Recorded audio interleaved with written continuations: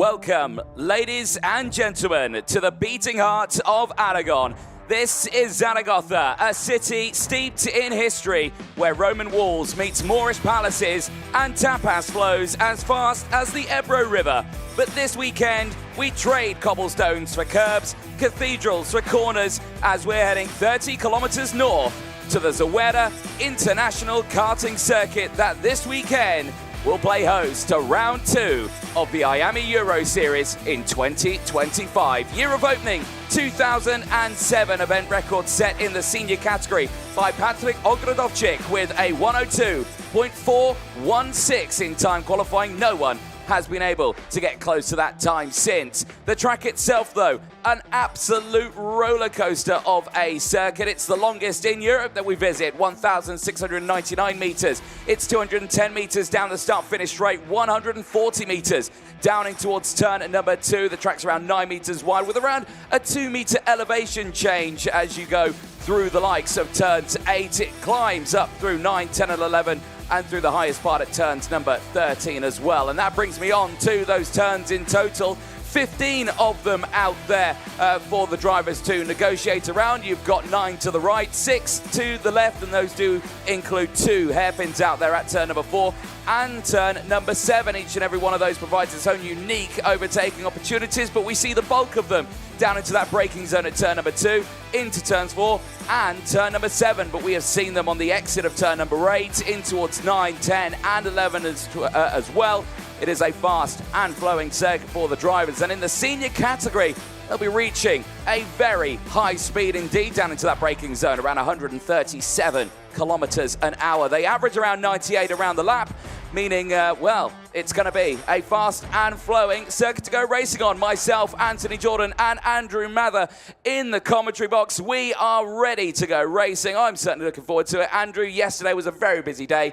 Today, though, well, Superheats and finals. What can we expect? Big day of racing ahead of us here in Spain. As you say, Anthony, we've got the first of those Superheats, 6 Superheats to get through across the 3 categories. All drivers trying to qualify through to the top 36, of course, to make it to the finals in firstly the X30 mini category, the X30 juniors, and then the X30 seniors. We had a good day's racing here yesterday across the qualifying heat. Everybody here at the track is ready to go.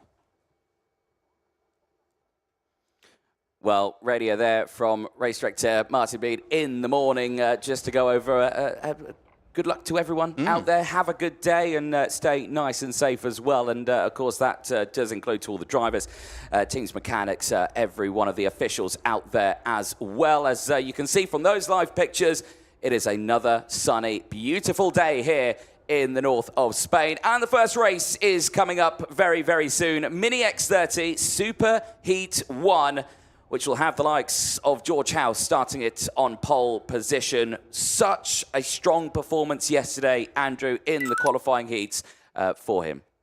Afternoon to all radio users with the RGMMC and Zuera circuit. Welcome to finals day. It's looking superb out here. The track's looking amazing. Let's have a good day's racing. Stay safe, everybody. Motivational words from race director Martin Bean there ahead of the finals day here. And like I say, that message does extend on to each and every one of the staff, drivers and mechanics out there as well. There is your grid lined up for this one. And like we say, George House on the front row this one. Great performance from him yesterday. After he qualified 13th overall, he starts this one on pole position. Showing once again what we've seen from the very start of the season, that he's got that ability to calmly make his way through races, particularly in the early stages, and then be a factor for race victories. 2 wins and a 3rd yesterday for George House has put him on the front row of the grid for this Superheat. Can he do it again like we saw at Cremona? Get a clean sweep of championship scores here this weekend? Yep, certainly so. And those engines fire up and the drivers make their way out onto the circuit. Let's quickly fire you through then that full starting lineup, as we will be saying goodbye to some of these drivers at the end of this Superheats phase on the front row of the grid. As we were saying, after a brilliant day yesterday, 2 wins and a third after qualifying 13th, it is the driver from Great Britain, George House, who starts this on pole position. He'll be joined by Colby Patterson alongside Harry Williams and Mason Hibbert. They lock out row number 2. Max Cruz of Spain and Christian Kobe go from row number 3. They'll have Aurelio Longatano and Lorenzo Di Pietrantonio on row number 4. Min Jae Kim and Johnson Stewart, they round out row number 5. They'll have Vincente Capella and Luca Pavel, who will round out the first half of the grid. On to row number 7, it's Baptiste Augustin and Andy Stewart. Oliver Vatens and Mika Shervers start on row number 8. Those drivers needing big results in this one to make it through to the top 36 include Sasha Miras and Mason Kwong, both starting on row number 9. Max Lofer and Denver Boss go from row 10. It's a 21 strong field completed by Maxim van Crane. Well, these drivers now will get the opportunity to get those temperature into those tyres, and as you can see, smackering of fresh tyres going on board to the drivers, especially the ones right at the back of the field. There you can see some of the marshals just getting into position, ready to slow this field down because, well, Andrew, it already looks like they're racing. Yeah. But we're only on the formation laps. There's a live view of race control. Joanna Falcao in the middle, head of race control, joined by David Manchester and Sam Fisher in the box. Once again, Sam smirking because he giggles every time he sees himself live on the stream. But no, good to see that they are in good spirits in there. They'll be keeping an eye on all of the cameras out on circuits. You basically can't get away with anything. I think there's like 40 cameras out there on track and, of course, in Parc Fermé area. It's all around you. Is indeed. For the drivers yesterday in X30 Mini, they had 3 rounds of heats. Everybody now ready for their Superheats, and remember that it's a boosting of points for these races as well. We were talking about 50 points for a race win yesterday. It's 90 points for a longer race as well. 9 laps instead of 6 laps that we had yesterday. So these Superheats, for anyone in the field, whether it be at the front, whether it be in the middle or at the back, can really make a difference to a driver's weekend. We're all set to go here in Spain, round 2 of the 2025 IAME Euro Series. The Superheats for X30 Mini are upon us. They certainly are, and the field now have been really slowed down here. House and Patterson controlling that pace. It is an XL Motorsport front row lockout here for the 2 teammates, but they've got the company of the Fusion drivers, Harry Williams and Mason Hibbert, right there on the second row of the grid. It is going to be a fight to the end, and it's all going to be about who is going to be the better team workers out there. We're about to find out as the field slowly starts to get those revolutions raising in these karts as they pass the red line now. It's game on for these drivers as they head into the lights and into those tram lines. Lights off. We race down in towards turn number 1, and it's a solid start for the front row and the inside line as well, because George House controls the front, and this is what we were going to be talking about on this one. He has now got the momentum of starting on the front row, not from starting in the middle of the pack, and I think he might just drive away here. The trouble is he's got a driver in good form immediately behind him. Harry Williams has had a good start there for Fusion Motorsport, immediately up to second place in the bright orange helmet. There's all kinds of jostling in the second half of the field. Into turn 5, we saw quite a few thrills and spills through this part of the circuit yesterday for the X30 Minis, but the good news is that they are all through the first half of this first lap. Everybody's still in the race. Everybody's got a good chance here of moving through to the final. Yeah, they certainly have, but let's see what goes on between these drivers, because like you say, I think that's just going to be these two going to the end, and I don't doubt that whatsoever. You wouldn't blame them for it. Yes, okay, we'd like to see them race, but it's all about just getting into that final. This race does organise a little bit of the points for them in the points between these two. It is considerably close, of course, very close out there, but House at the moment in the lead is the one we need to keep an eye on. Williams there in second. He is good in the points. He's got 195. He's still quite a considerable way behind. Getting past House won't really benefit him in any way.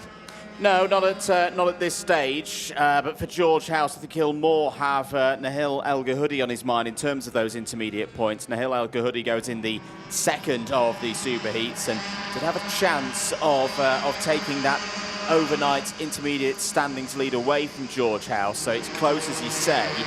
George House wins this race. It's all done in terms of the grid for the final. But simply falling to second place would open the door for the Moroccan driver in the next race. So it's important here for George House that he keeps pushing on through this field. Harry Williams doing exactly what he should be doing right now in second place, working with the race leader. They've got a gap of over 1.5 seconds right now as we hop back to the battle for third place.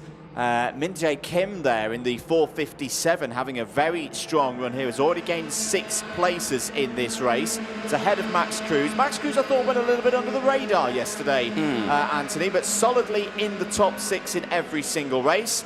There's a move from another one of the Excel Motorsport team. That's Colby Patterson down the inside. 7th place. Yeah, certainly so. They're keeping up their good appearances in this one, trying to push their way forward.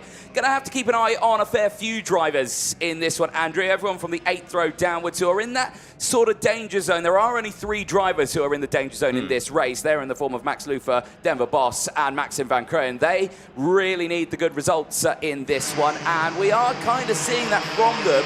They have all deployed brand new tyres from the 8th row backwards. They're trying to push their way forward as much as they can. Nice move down the inside there for Mason Hibbert, past Vicente Capella, moving up now into 4th place. And again, they don't want to be doing it too many times because they just want to make sure they can keep in contact with the drivers behind.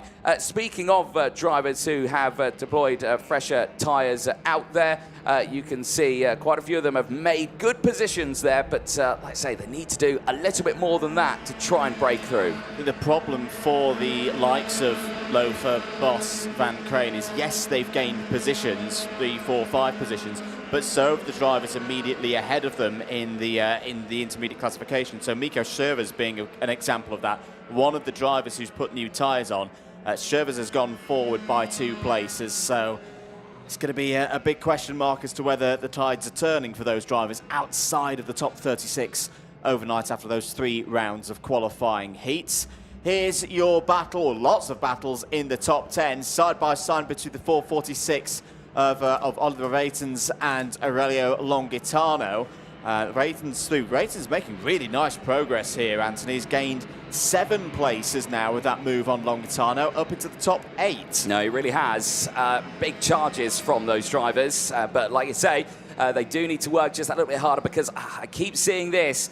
These two, it's the classic mini fight, isn't it? Just the get in front, get away, don't worry about anything while everyone else behind scraps for position, and we're still seeing that. Hibbert now up into P3, Min Jae Kim dropping to P4 as these two, again, just need to, I think, find their rhythm and see who's quicker. Let's have a look at that as well. So George House and Harry Williams, they're in the lead. Their last laps were identical, literally identical to the thousands.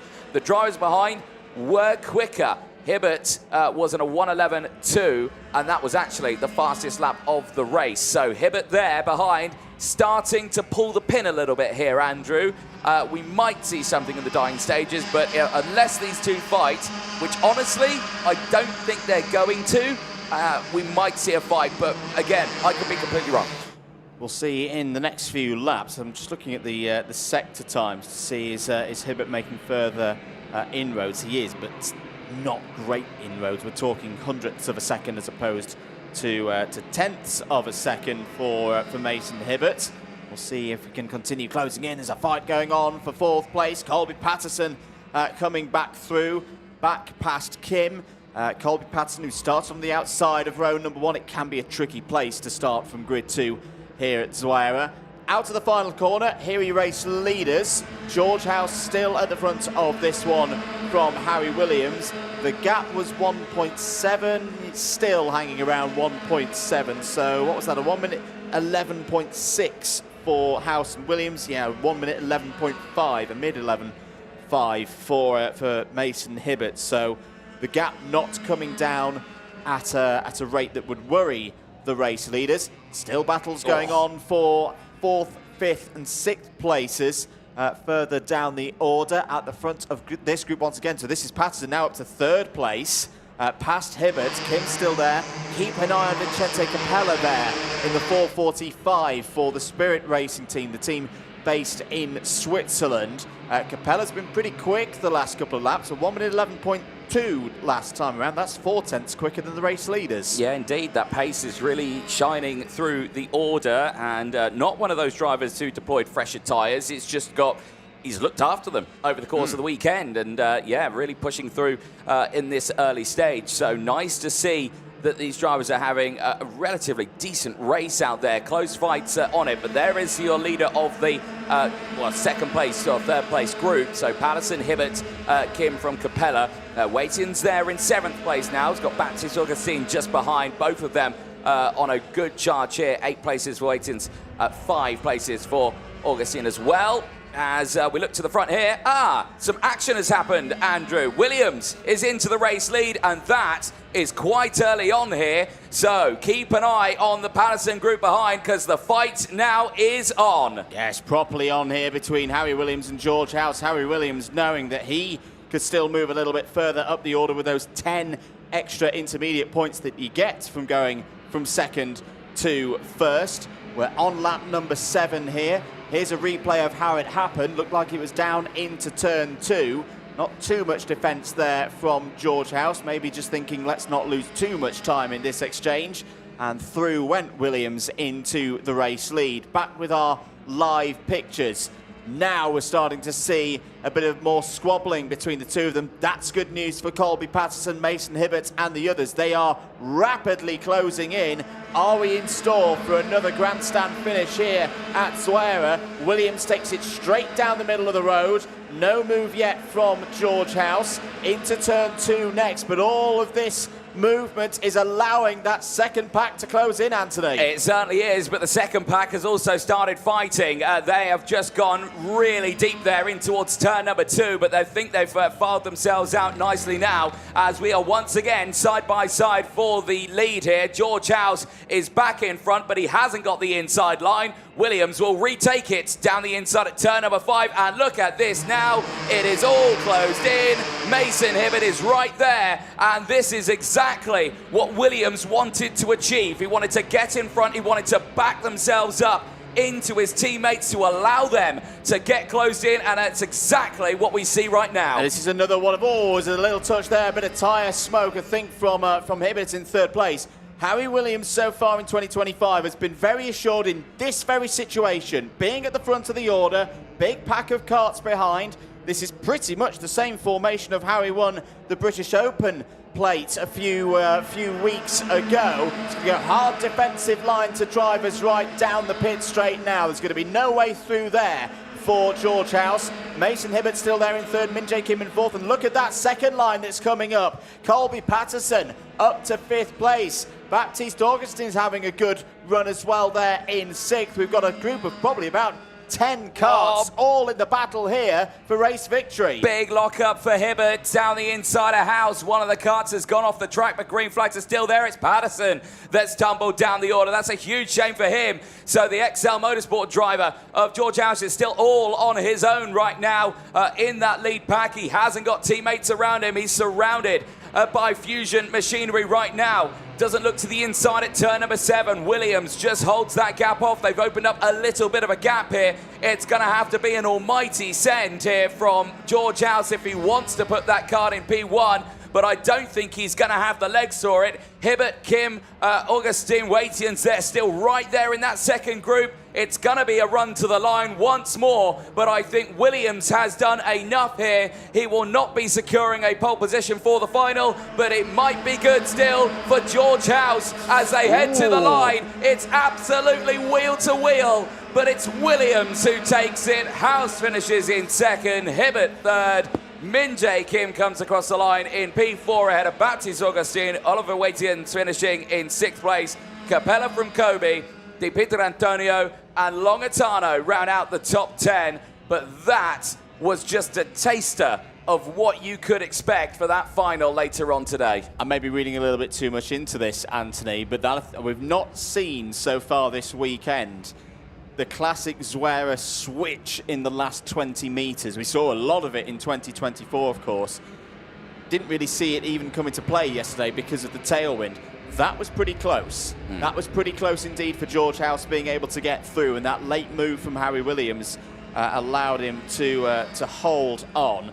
Yeah, for Harry Williams, gets the job done over the line there, but by less than 1/10 of a second, the advantage over George House. George House still has a good chance of being on pole position for the final, but Nahil El-Gelhoudi will now have an opportunity in the second superheat to outscore the tally of 231 for George House after the 3 heats yesterday and his superheats. There's your provisional classification for Superheat 1. Williams from House, Hibbert 3rd, Min-Jae Kim there in 4th place ahead of Baptiste Augustin 5th, Oliver Raytons, Vincenzo Capella, Christian Kobe, all in the top 10 there with Di Pietro Antonio and Longitano. Sasha Miras, good drive there from Sasha up to 11th place. That should be good for a spot in the final. Max Cruz maybe a bit disappointed falling down to 12th. Mika Shervers, Denver Boss, Colby Patterson all in the top 15. Patterson will still make the final, of course, but that's a disappointing moment. The driver who started on the outside of row number 1. Max Lofer, Mason Kwong, they're going to have some nervous waits now to see if they make the top 36. Maxim Van Crane, Johnston Stewart and Andy Stewart, the last of the 20 finishers. One retirement from that race was Luca Pavel. Here's the race start. It was a solid one for George House. Colby Patterson in real trouble there, was already down to around 5th or 6th. A more difficult race than we saw yesterday. Max Cruz falling down and outside of the top 10.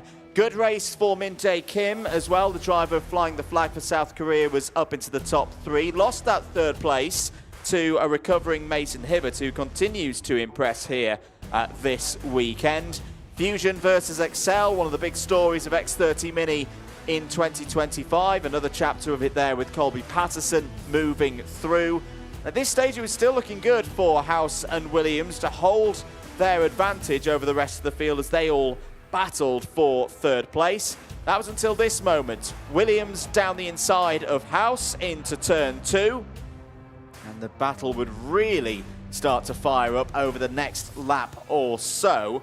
House trying to get Williams offline to retake that position. Drew alongside in the complex, running through the middle part of the lap, and a little bit George House got his nose back ahead into turn number 5. But there you see how that chasing pack were able to close in, and all of a sudden we had a double digits count of drivers in the mix for a race victory. That was the close finish on the line. George House not quite able to find a route ahead of Harry Williams before they got to the line, but there's a little sign there that we could have a repeat of some of the finishes that we saw when we last visited here for an IAME Euro Series race, which was round 1 of 2024.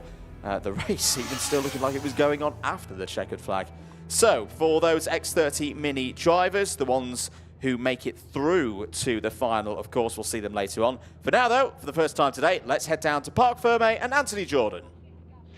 Thank you very much, Andrew. Yes, indeed. Very busy race there right at the end. A little bit tired at the front, but certainly closed in right where we wanted it. Carts are still making their way in. We have got some of our winners in the technical area as well. We're going to dive in, have a quick chat with some of them. Mason Hibbert just there getting spoken to by his mechanic. But I'm going to come over here. Race winner in this one, Harry Williams. Harry, congratulations on that one. Nice little drive, but was there some team play in there to slow the front down to bring everyone into play?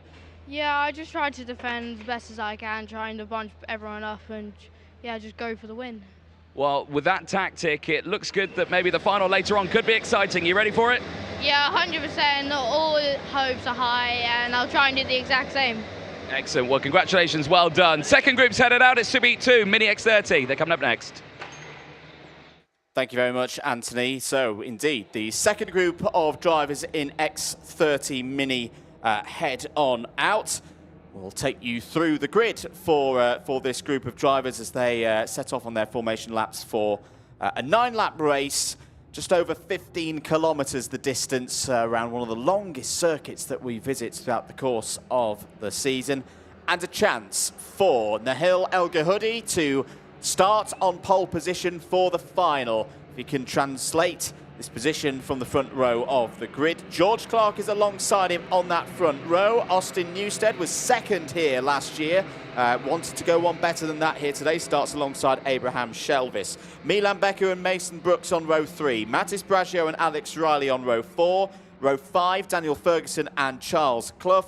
Charles Ural and Adrian Jimenez on row number 6. Nicola Lopez and Ilyas Sami go from row number 7. Then it's Stanislav Siarko and Artur Konovalov on row number 8. Nahil Padavani and Atika Asif Mir start on row number 8. Then Aidan Vallo and Ethan Bailey on row 10. Milo Cornell completes the 21 runners in this one. And for the records, the drivers outside the top 36 overnight, the 3 at the back there. So it's Vallo and Bailly and Cornell who need big races here to move forward. You'll have seen there who's on the new tyres, who's on the used tyres on your graphics.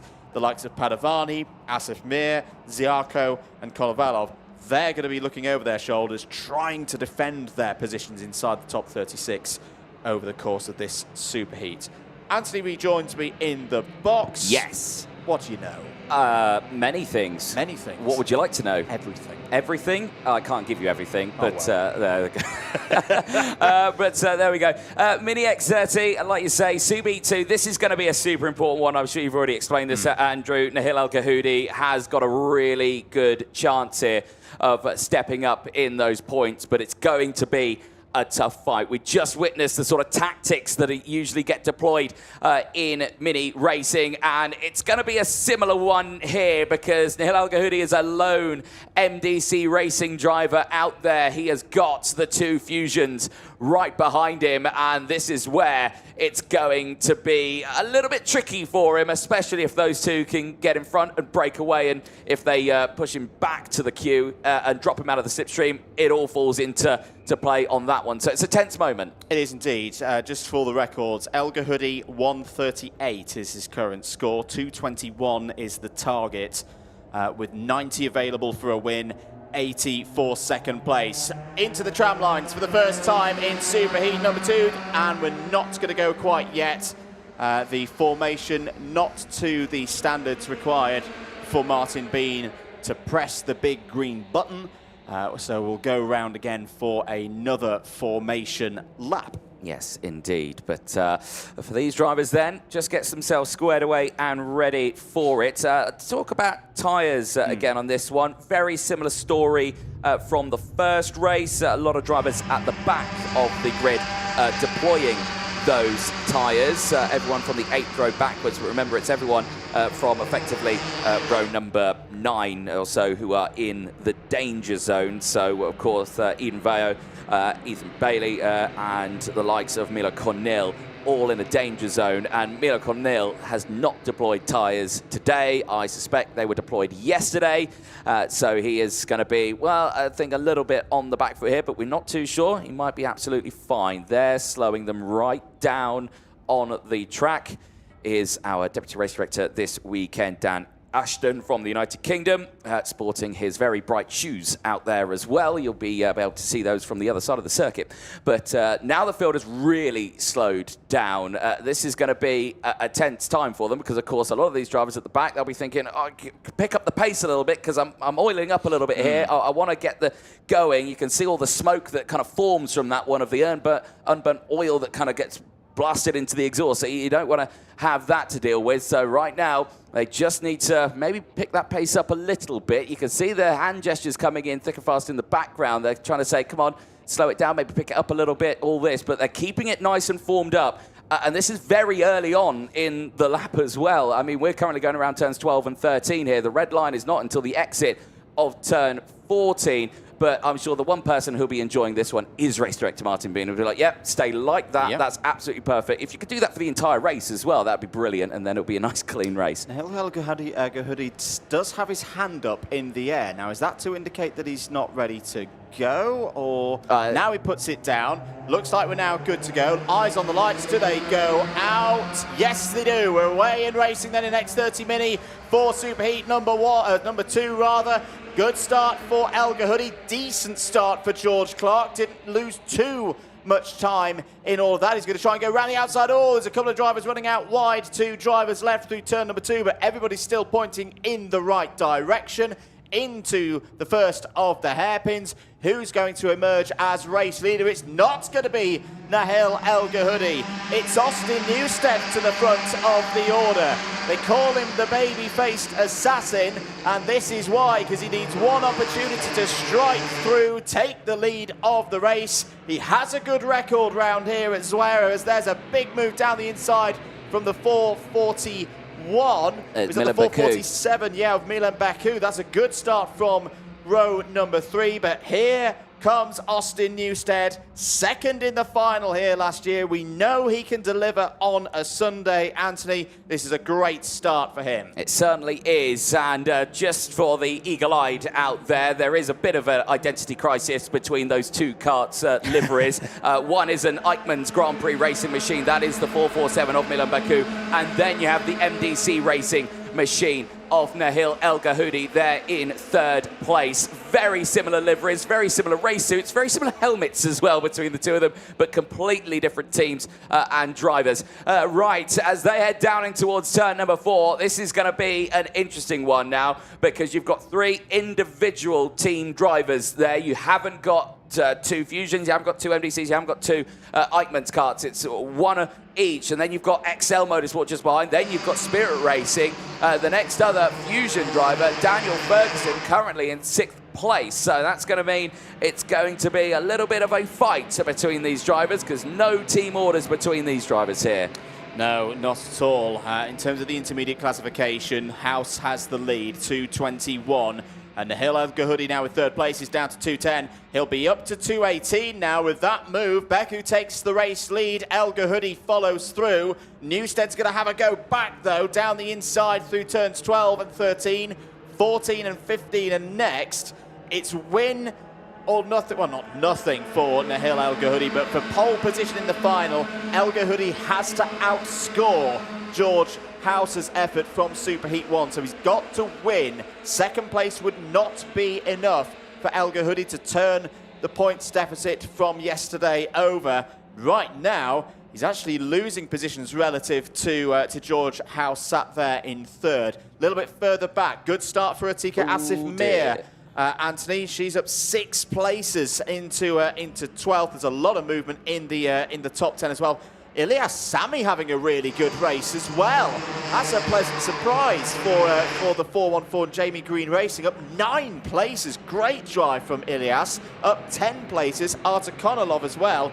These are drivers confirming their places in the top 36. Yeah, they certainly are. And so far, it's all looking very strong. But with them fighting, Mason Brooks has closed in, and Nahil El Gahoudi once more gets a move done. Moves up into 2nd place. Makes it now a group of 4 drivers as Milan Baku leads the train of them. But now it is the likes of Nahil El Gahoudi who fights there at the front. So let's see what he can do then. Baku into 2nd place. Austin Newstead, Mason Brooks now 1, 2, 3, 4. There's a look at the points with Nahil El Gahoudi there. It will update, but 210 points currently to his name. He needs to step up just that little bit more. There it updates, 228. Nahil El Gahoudi now looking like he could start on pole position for that final later on. Very much so, but he's still got to get this race won. If he's not able to win this race, an outside start on row number 1 is a possibility. There's an incident that we can see just out of our window. One of the Jamie Green Racing entries is going slow. I fear that may be Ilyas Sami, and we may have put a bit of the commentator's curse on him. I think that's the only Jamie Green Racing runner in this field. Yes, it is. That's a real shame for Ilyas. That's hard work that he'd done up into the top 6. Has all been picked apart and is now running round in 20th place. Concentrating back on the front 4, though, El Gahoudi from Newstead Beku and Mason Brooks. Keep an eye on Mason Brooks. Had a difficult start to the heats yesterday, P21, but then second and fifth through rounds 2 and 3. Mason Brooks is another driver who has a history of picking himself up after adversity and racing well on a Sunday's final day. But at the moment, he's being dropped a little bit by these top 3. El Gahoudi, Newstead and Beku working very nicely. There you can see Artur Konovalov there in 8th place. Brand new set of tyres on board. Biggest mover of those drivers with fresh tyres. So keep a close eye on that one as they head down in towards that final sector once more. Still the biggest mover out on track is Konovalov as well with those 8 places gained. So really strong showing from him. Mason Brooks, unfortunately, has not been able to keep up with this pack, unfortunately, but this might help him out. Newstead down the inside gets the move done, and that is a superb overtake there. Steps up into the race lead, but he's got no team backers around him. He's all on his own, the same as all of these drivers, as they once more head over that start-finish line to see what they can do here. You can see the next group behind has Adrian Jimenez of Spain. He's got Abraham Shelvis for company alongside. Jimenez has had a really strong race as well. 7 places gained, now leads that second group of karts. Looking at this, Beku is starting to drop back a little bit from Newstead and El Gahoudi. This is good for El Gahoudi, knowing that he's not going to need to worry about anyone else behind him try to influence anything. Newstead now at the front, setting the fastest lap of the race. It's going to be, I think, a 2-horse race now to the end. You're absolutely right, Anthony. That I think El Gahoudi, despite not being in a position that will elevate him up to the top of the standings right now, this is good. This is keeping things a bit simpler for him across the course of the remaining 3 laps of this race once we've completed this one. Bit of an update from the midfield. Stanislav Ziarko and Atika Asif-Mir are both past Charles Clough. Charles, who's had a bit of a tough weekend so far here in Spain. Not like his last visit to this country when he raced really, really well and got some strong results at the IAME Winter Cup. Out of the final corner, this is to complete lap number 6. Under investigation for Daniel Ferguson potentially causing a collision. Daniel Ferguson currently running 7th on the road there. So we'll keep you updated with any further news we get, as and when we receive it. Gap at the front, Anthony, 0.6 of a second now between El Gahoudi at the back of this front duo and Milan Beku there in 3rd. Yeah, certainly so. And this is exactly what El Gahoudi wanted. No real drama from any drivers behind, just a one-on-one with any driver, and that driver just happened to be Austin Newstead, who is certainly looking still very strong in the points. He's looking to start on the 2nd row of the grid later on in that final. We will see the minis out later on for that, but right now, the point of this race, it is all down to what Nahil El Gahoudi can do. Now he's back there in 2nd place. You can see he's dropped back into P2 in the points. We said it at the start, he needs the win to get pole position and those championship points as well. But he's got 1 place to do it, and it is right in front of him. Austin Newstead once more as they head over the start-finish line. We will go on to lap number 8 of 9. Time is running out for Nahil El Gahoudi to get this job done. But let's see, the fight will most certainly be on in the next few moments. Well, indeed, and of course there's championship points to come into play here. Now, Nahil El Gahoudi, of course, wasn't on the score back at Cremona, but for the drivers trying to chase George House down, of which Austin Newstead is one of them, Nahil El Gahoudi taking some points away from George House in the championship stakes could be actually quite useful at this stage of the season. I think for Austin Newstead, though, he's going to remain focused on the job at hand, which is winning this race, winning this superheat. Just under 1.5 laps to go. This is where they run into the flowing section through into turn 9, immediately into turn 10 as they pass Marshall Post 7, 11 and 12. The circuit's so wide, especially for these X30 Minis. There's still plenty of opportunities to get things wrong for a driver to go for an overtake in that portion of the circuit. I tell you what, Beku and Brooks are coming back here, yeah, closing Anthony, in. and the battle's going to be on now on this final lap of the race. Newstead still has the advantage ahead of El Gahoudi, but keep an eye on Beku and Brooks. 1:11.9s for Newstead and El Gahoudi, 1:11.6s for the drivers behind, as look at this now, so close between the two. El Gahoudi is going for it, and so is Beku and Brooks behind. It's all closed in now to a big group of four once more, but then also keep an eye on Abraham Shelvis and Adrian Jimenez just behind, because they could close in and make this a six-kart battle on this final lap. It is still Newstead who leads the way, but Nahil El Gahoudi needs to get that spot done, and right now he is in a danger zone here. He's going to weak to the outside. He's going to try and get the switch over. It's not going to happen. He can't get that nose down the inside on the exit. He'll try once more, but now Beku and Brooks behind are piling on the pressure. The gap is there. The two-wheel bang, and through goes El Gahoudi into the lead. It's exactly what he wanted. There was smoke pouring off the wheels as the two made contact, but it is still a good hard fight between the two of them, as out of the final corner Nahil El Gahoudi might be in the trouble of the slipstream here. Where are they going to go? They go left, they go right, it's side by side, it's close, it's super close, it's Brooks. Brooks takes it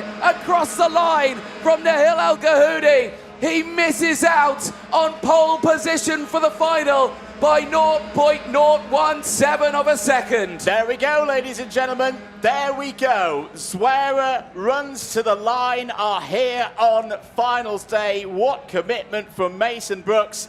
And he helps out his teammates as well. George House will be on pole position for the final. Oh, absolutely superb drive there from Brooks. We were saying about him earlier on how he was just dropping back a little bit in P4. Amazingly managed to close in once more with Milan Baku, was able to really push through all of the drama, and right on the line, Brooks just takes it on that start-finish line. Absolutely fantastic. For Nahil El Gahoudi, it's still a front row start for the final, but that was as close as you could make it. There are your full results. Provisional, of course, Brooks from El Gahoudi, Baku from Newstead, Shelvis from Jimenez, Ferguson from Clark, Clough from Brageau, who round out the top 10. A strong race there for Atika Mir. 7 places gained, finishes in P11. That's a solid drive and might be enough there to get into that final. Brilliant drive there for the driver from the UAE. Arthur Konovalov finishing as well with a 4-place gain in P12. Charles Yoel from Nicolas Lopez, Alex Riley from Eden Vallejo, Nahil Panavani, Ethan Bailly, Stanislav Zarko, Ilya Sami and Milo Cornel ran out the 21 finishes in that race. So look at the highlights. The start, pretty solid for the drivers, and for Nahil El Gahoudi, it was another day in the office just to get into the front and just drive away. You can see absolutely all of the drivers, bar 1 or 2, looking to that inside line at turn number 2.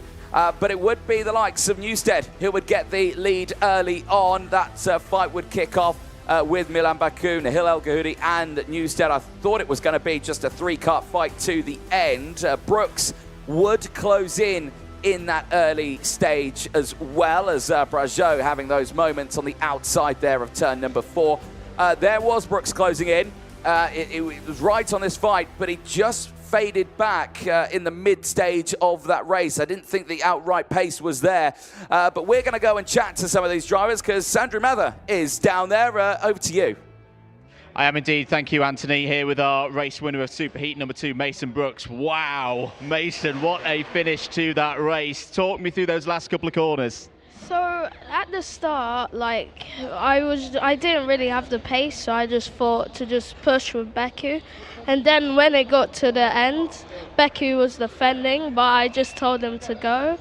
And then, but it doesn't matter because we still caught them. And he wasn't backing up or anything, so that was good. And then we got to the last couple of corners, and then, so Beku was like here, and then I drove down the inside of Beku, and then Niall overtook Newstead, and then I followed Niall through. and then do you know who pushed me through the run to the line? I think it might have been Beku. We're going to have to go to the next race. Thank you very much for talking to us, Mason. We'll see you ready for the final. Anthony, back up to you in the box. Thank you very much, Andrew Mather down there in Parc Fermé. Yes, indeed. Action kicking off once more out on circuit, but now we turn our attention to the Junior X30 category. Superheat 1 heading out onto the circuit, and this all starts with one man who so far in the races this weekend has been undefeated. Dan Aleman of Switzerland starts this one on pole position. He qualified second overall, but is out there right at the front. He'll have Didier Krief joining him alongside. Riley Cranham and Daniel Oliver go from row number 2. They'll have Bruno Grieling and Rock Pineda on row number 3. Jacob Bachler and Stig de Rodemaker round out the second few rows. On row number 4, they'll have Finley Lines and Denny Babacek on row number 5. Archie Owen and David Menchuna round out row number 6. The second half of the field sees Benjamin Westwood and Romeo Mello on row 7. Jan Rodriguez and Jug Rana are right on the cutoff area there, and you can see some tyres have been deployed in the background. Everyone who's kind of in a danger zone here: Vir Chopra, Nilas Malik on row number 9, Marcus Papp, Alexandre Point on row 10, Andrea Galamberti, Peter Sanderson and Igor Ivanchenko on row number 12. And you can see a lot of them as well, all deploying fresh tyres to really benefit themselves to push up through the order and get into that final later on. Now or never for them, isn't it, to get through to that top 36.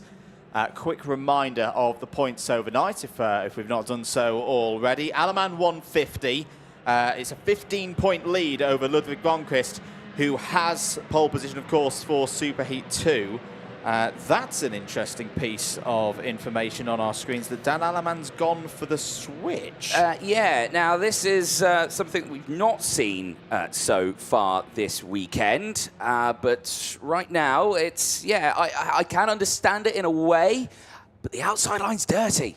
Andrew. The outside line is maybe a little bit dirty, but he will still have the advantage over line. I almost wonder, with this 15-point lead, is this Dan Aleman almost trying something out to give himself a bit more information ahead of the final? You never know. He might need to start there on the outside for the final if Grönqvist has a good one in Superheat number 2. But no, it's an interesting play here by the Swiss driver. It's not good news for anyone else who was hoping to have that initial run into turn 1. You know, the likes of Riley Cranham, Bruno Grieling, etc., etc.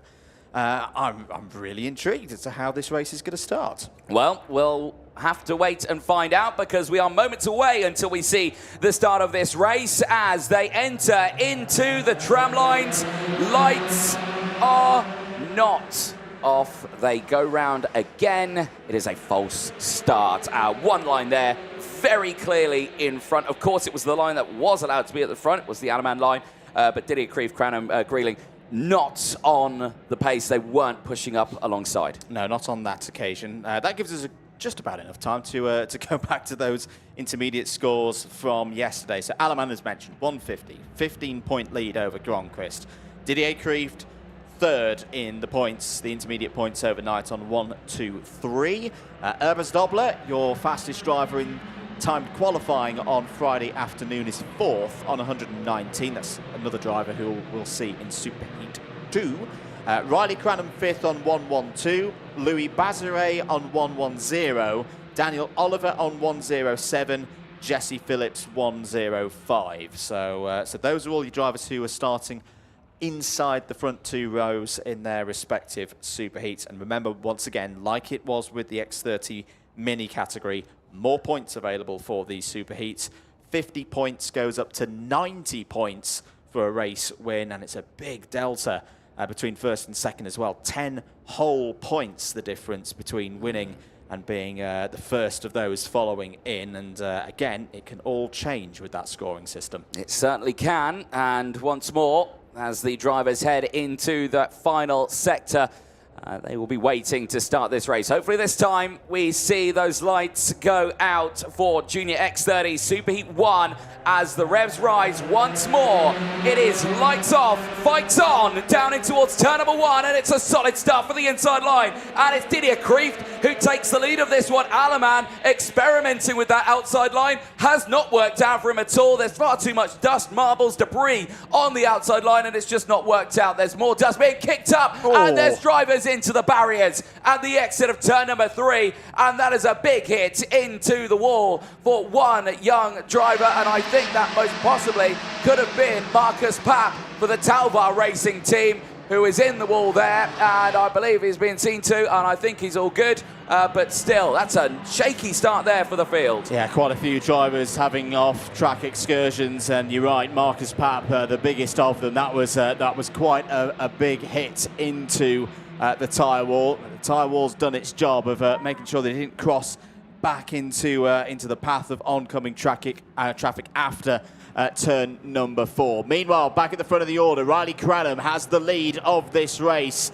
Wasn't Riley Cranham's best day yesterday, but he's still got some decent points on the board. 2nd, 4th and 8th across the 3 rounds of heats. Into turn 1 go the race leaders. Dan Alleman down to 4th place, and a slow procedure has been started. That is understandable. That is to neutralise the race, slow everybody down. Riley Cranham effectively becomes a pace kart driver, and I'd imagine that this is to give time for Marcus Papp just to have the help that's required out there, and for the track workers to rebuild that tyre wall. Yeah, indeed. Still a very fast part of the circuit. Well, the entire circuit here is fast, and when you do see accidents like that happen, they do carry a lot of speed and momentum here on the track. So when you do hit those walls, they do tend to pack quite a punch. And yeah, hopefully our man down there, Marcus Papp, is okay, but has been seen by the crews down there. So race has been neutralized. There he is walking with a little bit of assistance there, as yeah, it's quite a significant impact there into that wall. Yeah, that's not a nice one, and it's good to see that Marcus is on his feet. So you can see there's already drivers off the road. Oh yeah, there's contact with another kart at the back, which launches Marcus just on the rear axle up into the air, and he's a complete passenger at that point into the wall. This will be this is going to be a mighty hit. Yeah, there it is, into the wall, and yeah, jars his head and his neck there. He's going to feel that one for a couple of days. Yeah, he certainly will, and Marshall's immediately on the scene there to the driver's aid, and thankfully we have seen him walk away somewhat under his own steam to one of the accompanying ambulances out on circuit. Good work there from the hard-working marshalling team. Dan Ashton getting his hands dirty as well. Good to see. He always does, yes, indeed. Right then, so we're still under slow procedure right now. Effectively, the whole race has been neutralised. The field not allowed to race at this point. Of course, they're trying to keep the temperatures up in the tyres. These tyres can evolve dramatically over the course of a lap. At some of the fastest corners out there, they can reach temperatures of around 110 degrees on the surface. They can cool down on the straights to around 60 degrees. So, you know, big fluctuations in the tyre temperatures out there, and that's why you see them constantly weaving to keep that temperature as high as they possibly can. Two ways of looking at this. The drivers who have got new tyres, they can elongate their period into the race, you know, in terms of laps over which they've got that peak performance. We know what the peak performance window is like, because we saw it in time qualifying on Friday afternoon. It's around 3 or 4 laps before the tyre then goes into that stable phase. The other side of it is they've got less laps to use those tyres. We're going to have at least 1 more lap of slow procedure. I can see static yellows around the circuit, which normally, unless there's a change in circumstances, indicates that we'll be back to green next time around. Yes, you are correct in saying that. However, something tells me they might have been a tad fast on that lap. I think they were expecting it to go green on that one, but they obviously know that rule. There'll be a lap of statics as well before you see that. They weren't out there. We clearly saw that. There were still waved yellows all around. Now they're all static. And I can imagine that Cranham might be looked at there for potentially going a tad fast on that lap. Yeah, possibly. No notifications on our screen at the moment, but if any do appear for any incident, any event out there, we will let you know Of course, thank you for joining us around the world. Thank you for joining us if you're at the circuit here as well for round 2 of the IAME Euro Series. If you're just joining us, we're midway through Superheat number 1, just coming to the end of a slow procedure after the incident involving Marcus Papp on lap number 1. We've seen Marcus walking away from the scene of the incident, and hopefully we'll still see the Hungarian driver later on in the season. Are we ready to go back to green? Yes, we are. Green flags in the air, and Riley Cranham takes us back to full speed. It's a decent start for the Briton. Bruno Greenling there in second place. There's an almighty scrap going on for third, fourth and fifth, with Jacob Backler riding in the middle of it there. He's made the move to Jamie Green Racing in recent weeks. It seems to be working for him, but right now he's having to deal with intermediate points leader Dan Alleman. Alleman through back into third. Yeah, Alleman needs this, but he's in a danger zone here now because he's got a huge gap between himself and the two up in front as they're still side by side right in the middle of the pack there. This is really kicking off here. Finley Lyons right in the middle of that fight, and a tough end to his day yesterday, but he is not worried about that. He is focusing on today with this being a new day. But right there at the front, you still have Cranham and Greenling trying to break away from the rest of the field, and they are doing a superb job of that. Nailed the restart and are in a really good position here. Points situation. Dan Alleman to secure pole position for the final needs second place at least. Third would open the door for Ludwig Grönqvist to take that 15-point disadvantage from overnight. There's a move from one of the fusions. That's the number 11 of Stig de Rademaker, the Belgian down the inside, gaining another position. But if Alleman finishes third in this race, that would give Ludwig Grönqvist the opportunity to gain 18 points with a race victory in Superheat number 2. That would take him past the 15-point deficit from last night. The biggest trouble, though, for Dan Alleman at the moment, that 1.5 second gap between himself and Bruno Greenling. Bruno Greenling, another driver, Anthony, that we know is strong on a Sunday. It's one of those cases where I'm getting a little bit of deja vu again, back to the start of the season at Valencia in the IAME Winter Cup, where Bruno Greenling was a bit of a dark horse heading into finals day, but of course we know he emerged as the race winner. No, certainly so. Could be the one to really watch out for on this one, as he maintains that position, working with Cranham right now, just to keep that gap. And I'm going to keep an eye on those gaps as well, because as they head down the start-finish line, you can see Alleman and Daniel Oliver are communicating and are working together. And you know what? I had a inkling in my mind. Cranham is under investigation for the restart procedure.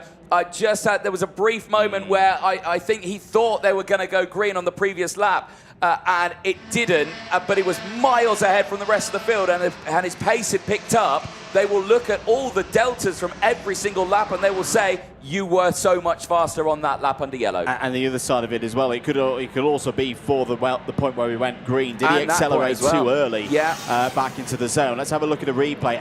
It's quite a sizable gap, isn't it, between Riley Cranham.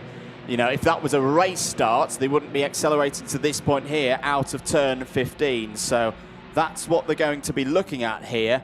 We'll update you on any further news as and when we receive it. Yes, indeed. Right. Well, you can see still the communications came out there to say, come on, let's go, let's push. So Greenling will, of course, see that investigation board go out on the gantry. So does that mean that Greenling thinks, OK, maybe I just chill, sit behind, get to the end of this race? Or is he going to think, no, I'm still going to go racing and enjoy this one? I think he's going to go racing because there's something to be gained here for Bruno Greenling. If he can get past Riley Cranham, I reckon these two would switch in the intermediate classification. It'd be a place higher on the grid for Bruno Greenling. It'd be a couple more championship points for Bruno Greenling. We're on lap number 8 of 10. Still plenty of time here for Greenling to have a go. Still plenty of time as well for Dan Alleman to get that second place he needs to secure mathematically pole position for the final, and he is closing in. 1 minute 5.2 last time around for the Swiss driver, and he's just gone purple through sector number 2. Dan Alleman really giving it a good go here, trying to get into that kind of range, that battle buffer range that we talk about a lot, Anthony, where if these two start going side by side, wheel to wheel over these last 2 laps, they will lose time round this circuit. It's one of the biggest ones of the season for a chasing pack to close in on some leaders late on in a race. The gap now is less than a second. It certainly is. We'll keep a close eye on those as well as they head through into that second sector. Still Cranham and Greeling, 1-2. No change of position, no fight. You can see there in the background, though, Daniel Oliver has got past Dan Alaman, and their fight is on. Are they thinking, right, let me just have a go and see if I can close in? This is how it transpired down in towards the hairpin of turn number 4. Classic move here at the Zuera circuit. Not too much time lost out there at all. I think there has been some drama out on circuit, though. Romeo Mello and Benjamin Westwood, I think, have come together at one point out on track because they have tumbled down to the bottom of my timing screen here, and I do not see them circulating anymore. But at the front here, though, Andrew, last lap board is out, and, well, I think Greeling might just sit there in second place.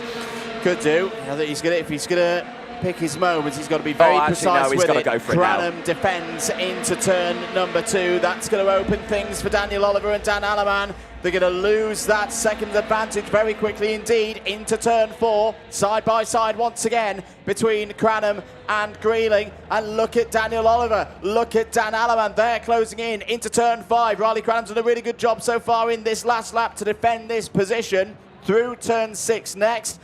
He's not going to need to defend too hard into turn 7 here. That was a good management of the infield section by Riley Cranham.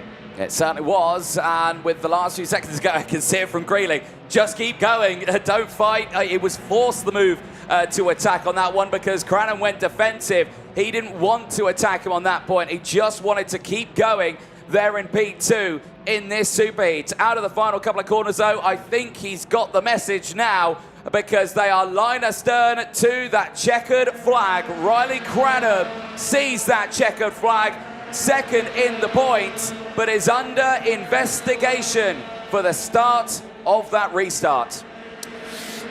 Wow, what a result there for Riley Cranham. The 12 minutes of racing, he is your winner on track. And as we always tend to say, these results are, of course, provisional. Thumbs up there between Cranham and Greeling. Bruno Greeling, good points there. But what this does do, it opens the door now for Ludwig Gronqvist, pole sitter in the second superheat, to go past Dan Alaman's score in the intermediate standings. There is the current situation. So Alaman locks in 216 points from a possible 250. Cranham 202, Greeling 184. Oliver 179, Kreeft 173, the Rademacher 151. But the crucial thing that we need to note is that Ludwig Gronqvist will be within 90 points of that 216 for Dan Alaman, because it was very, very close between them overnight. He's still going to go out there and get a very good result, but things are in store here for Ludwig Gronqvist to potentially be on pole still for the final. There's your race classification. Provisional, of course. Cranham from Greeling, Oliver Sanchez, Alaman and the Rademacher in the top 5. Good recovery there from Philly Lyons. Had a very frustrating end to his day yesterday. There in 6th in his superheat. Didier Kreeft 7th. Jacob Backler, Rock Pinheiro and Denny Babacek all in the top 10. Jugrana in 11th. That should see the driver flying the flag for India through to the final. Nilas Malik 12th. I think I saw had a +5 penalty at some stage of that race. Owen Galimberti and Point all in the top 15. Back to the race starts. Very curious situation. Dan Alaman, as is his right as pole sitter, elected to shift to the outside. Whilst we're having a look at these highlights, let's also go down to Parc Ferme and Anthony Jordan. Thank you very much, Andrew. Yes, quite the little fight that we had there, but as you say, it all falls into place, and our man Riley Cranham, who has just come off the grids now, has taken the win on that one. Riley, a great run on that one, but talk us about that restart. Investigation flags come out, but what do you make of it?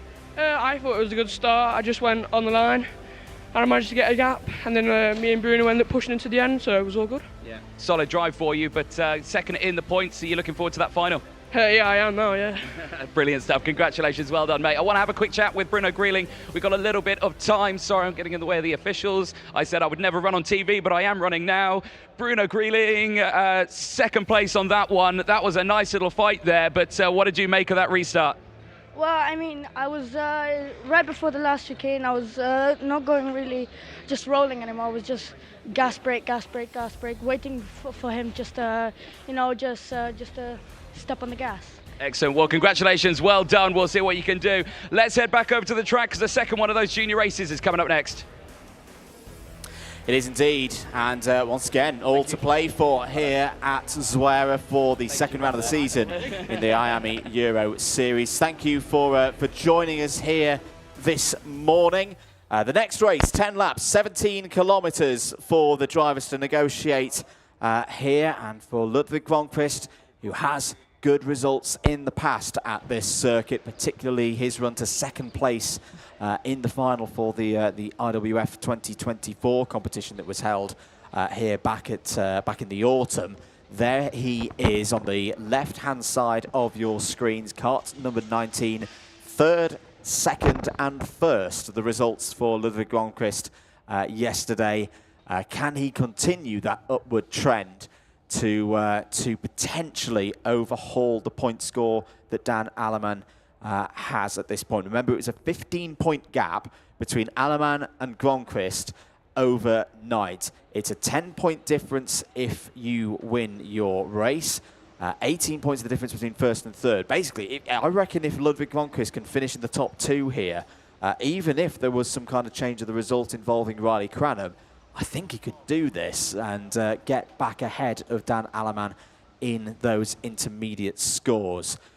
Calm and focused is the Swedish driver here. He's going to have the company of Elias Ebersdobler on the front row. Been really impressed with Elias so far this week. Was our fastest driver in timed qualifying back on Friday with some very good execution of positioning on track, making sure he got a good slipstream. Had a tough start to the weekend, 12th place, but then recovered with the first and second. Here's Jesse Phillips on your screens, second place in the championship heading into this weekend, Anthony. And after a difficult qualifying, Phillips has got himself back to the sharp end of the field. Yeah, this is what Phillips does. You know, sometimes he may have those bad qualifyings, but he knows how to deal with that pressure.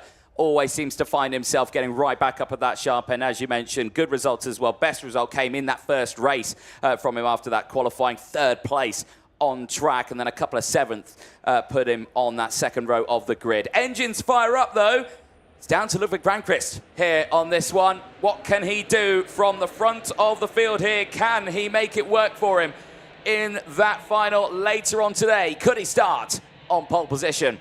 Let's find out as we take you through that full starting lineup. Ludwig Grönqvist and Elias Ebersdobler of Germany go from row number 1. They will have Louis Bazare and Jesse Phillips on row number 2. Alex Martinez and Matteo Mellis round out row number 3. Great runs from them, and Martinez, 26th in qualifying, finds himself on the third row of the grid. Daniel Sabugo and Elvis Krakowskis round out row number 4. They will have Max Endicott and Henry Carter on row 5. They will have the likes of Freddie Wood and Suzuka Maeda, who rounds out the first half of the field. Max Ewell and Matteo Pluruccio go from row number 7. Gabriel Benecki and Tudor Jerkin start on row number 8. Noah Grenier and Rafael Zanas go from row number 9. It's Gabriel Canal and Aurelio Gustinelli on row 10.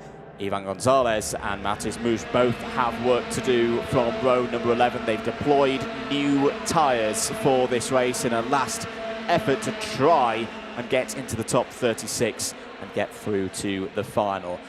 Just reading through that grid and having a think about this and the trends that we've seen so far this weekend, Anthony, I actually think one of the biggest challenges for Grönqvist is going to come from row number 3. Alex Martinez has had very good race pace and a strong ability to come through the field early on. We did mention this, didn't we, yesterday in those qualifying heats, how much he'd managed to push up. Now, is that down to, of course, he will have used a lot of tyres yesterday. He doesn't have fresh ones on now. It's a case of can he do that again from the third row of the grid after, like I mentioned, 26th in qualifying, and he still finds himself up on the third row of the grid. Similar Respect, Freddie Wood. We've seen Freddie be quick so far this weekend, just hasn't had a lot of luck in the races. 21st and 15th, having started on the front row of the grid in the first 2 rounds. But we did see him get third in the 3rd round. So again, keep an eye on Wood. Starts on the inside of row number 6. Certainly so. Right, pace starts to get brought down just that little bit here.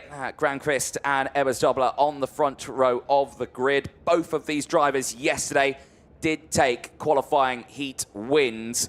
So they are going to be the ones to really keep an eye on. Louis Bazaret, of course, won his first heat yesterday as well. So he knows how to pedal around this circuit in these sort of situations. But for the juniors now, we're about to find out who's going to be starting on pole position for the final. Lights off, fights on, down in towards turn number 1, and it's a solid start for both rows. But keep an eye on Ebersdobler around the outside. Can the German maintain position, maintain the pace the long way round? The answer to that is no, and it is Granqvist who holds on to it as 2 karts go skywards off the circuit at quite a rate of knots. They are still in this race, but all the way back of the grid. 3 wide for the race lead down into turn number 5. Drivers who were in trouble at the start of that one. Ivan Gonzalez was one of them. Matti Smoosh was the other. So it's the 2 drivers right at the back of the field with those new tyres. Well, they weren't able to use them to their advantage for very long. That will pretty much be the end of their weekends from a competitive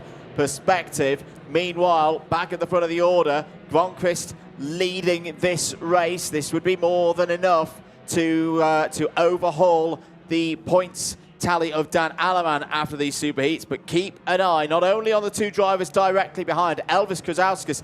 Elvis Krzauskas, that's a great first lap. Started on row number 4 and is there in 2nd place now, but it's that blue, orange and green Axion racing machine that I'm keeping an eye on here, Anthony. Alex Martinez already up to 4th place in this race. If he can continue the kind of form that we've seen so far this weekend, it will not be a surprise to see him catch this front trio. Yeah, he does step up to 8th in the points with 170 points to his name. He's only a couple away from the likes of Ebersdobler, who is still in this race, but is currently down into P4 now. Keep an eye. Martinez, he's closed in under his own steam here. This is a solid drive here. This will help him out, though. Mellis down the inside of Krzauskas, and he puts him backwards in the order. Martinez goes through, so does Carter. Ebersdobler is trying to get back into this fight as well. Update on the points situation. So it is a situation for Gronqvist where he needs to win this race to overhaul Dan Alleman. And the advantage that he has right now in the live points is 9 points. If he was to fall to 2nd place for whatever reason, he would lose 10 points. So Alleman's still in a pretty good position here, knowing that his rival for this weekend is going to be under a bit of scoreboard pressure. Into turn 2. Look at it, it's now a trio that's gone to a quartet at the front of the field. Martinez down the inside takes 2nd place away from Krzauskas. Freddie Wood is on the move as well, has just set the fastest lap of the race, a 1:05.673. Other drivers improving. Matteo Peruccio for Zanchi Motorsport is up 6 places into 8th place, so keep an eye in the background for the flashes of yellow and blue of the Zanchi Motorsport team. Good move there from Matteo Mellis, up to 3rd place past Elvis Krzauskas. Yeah, indeed. Pops him down to P4, but still high up in the order. Peruccio having a good race here. 6th place gained is into 8th place. One driver who we were speaking about highly at the start of this race, Jesse Phillips, Andrew, has dipped down into 15th place in this race. Not what he would like at all, and his weekend certainly changing out there. Down the inside goes the Zanchi Motorsport driver, Matteo Peruccio, putting himself through, and that is a nice move there. Very nice move past Louis Bazaret. Bazaret, I hope he's not going too far backwards. Had a great start to the weekend in time qualifying, and then in the first round of heats yesterday, with an 18th and 3rd in rounds 2 and 3 for Louis Bazaret. Victory Lane have had some good results here in the past, including winning IWF here in the autumn of last year with Kenzo Craigie at the wheel for that race at Zuera. We're on lap number 4 now. Ludwig Gronqvist trying to dig deep here. He's just gone and set personal bests in sector number 1 and number 2 in this race. He was purple in sector number 2 as well, but Max Endicott's just taken that small honour away. Alex Martinez now, this is going to be the test. Has he got enough performance in his materials at this stage of the weekend to take the challenge to the race leader?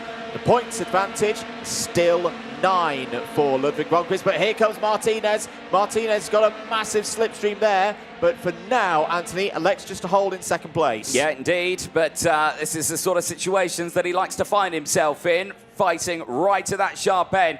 And I've got to say, it's just the outright pace he has had on that Axiom racing machine. He has just been able to really squeeze his way through. Has had dramas in previous races at the sharp end where he got involved in moments at turn number 2 yesterday, but right now really showcasing some strong pace. Like you see from that graphic there, Granqvist needs to win this race to get pole position for that final. That job is being made very, very difficult from Alex Martinez there in second place. Oh, still got a second half of this race to go. Matteo Mellis is pushing on. I can just see the Italian there in third place in the green and white TB Kart Racing Team entry. Looking further down the order, who's gaining positions. Freddie Wood is continuing to drive back up through the field. You just see him at the back there in the Jamie Green Racing effort. The green, black and white kart, number 33. It's back up into 10th place. He's taken Jesse Phillips with him. That's all to the demise of Louis Bazare, who's now down in 13th place. Meanwhile, Anthony, back at the front of the field. Gronqvist soaking up the pressure, but Alex Martinez still looking like a big threat. Yep, he certainly is, right on that rear bumper. No real drama for him right now. He's just thinking, right, where could I possibly get this move done? He does need to time it well as well, because he's got Mellis right there behind. Any move he makes, Mellis is going to be right on the scene. And with that, you then get Krasauskas there, Ebers-Dobler, Peruccio there, Carter, Endicott. They're all waiting to see what happens and evolves with these drivers ahead.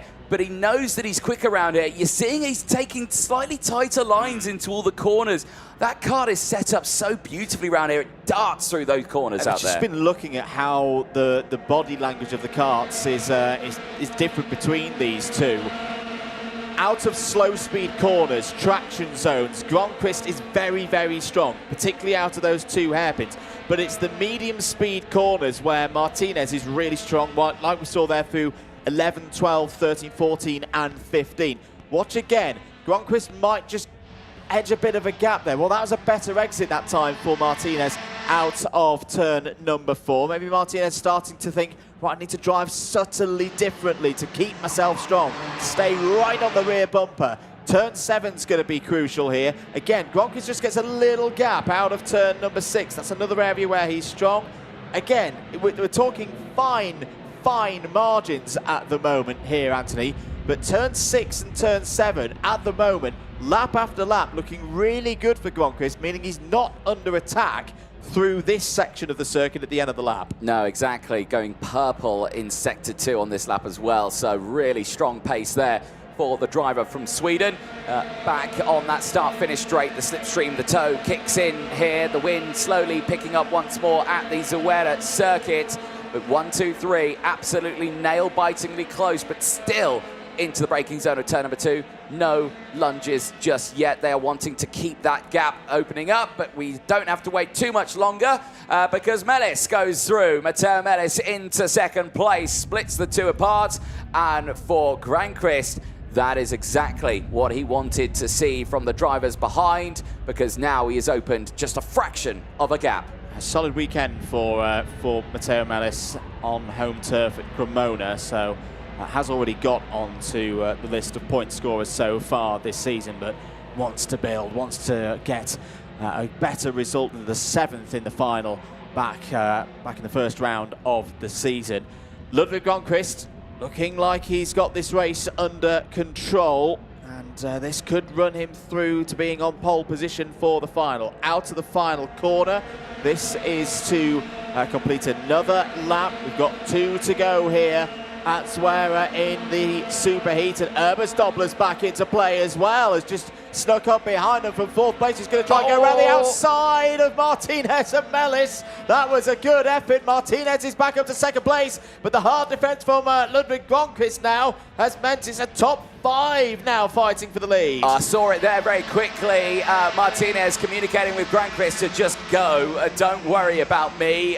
But like you say, what driver's going to believe that from another? I certainly wouldn't, because usually it ends up with a move happening only 1 corner later. But he's stuck to his word right now, but both of them running a little bit hot there into turn number 7 at the front, and that keeps Mellis, that keeps Krasauskis in play there just behind, and you can see them. It is a group of 4.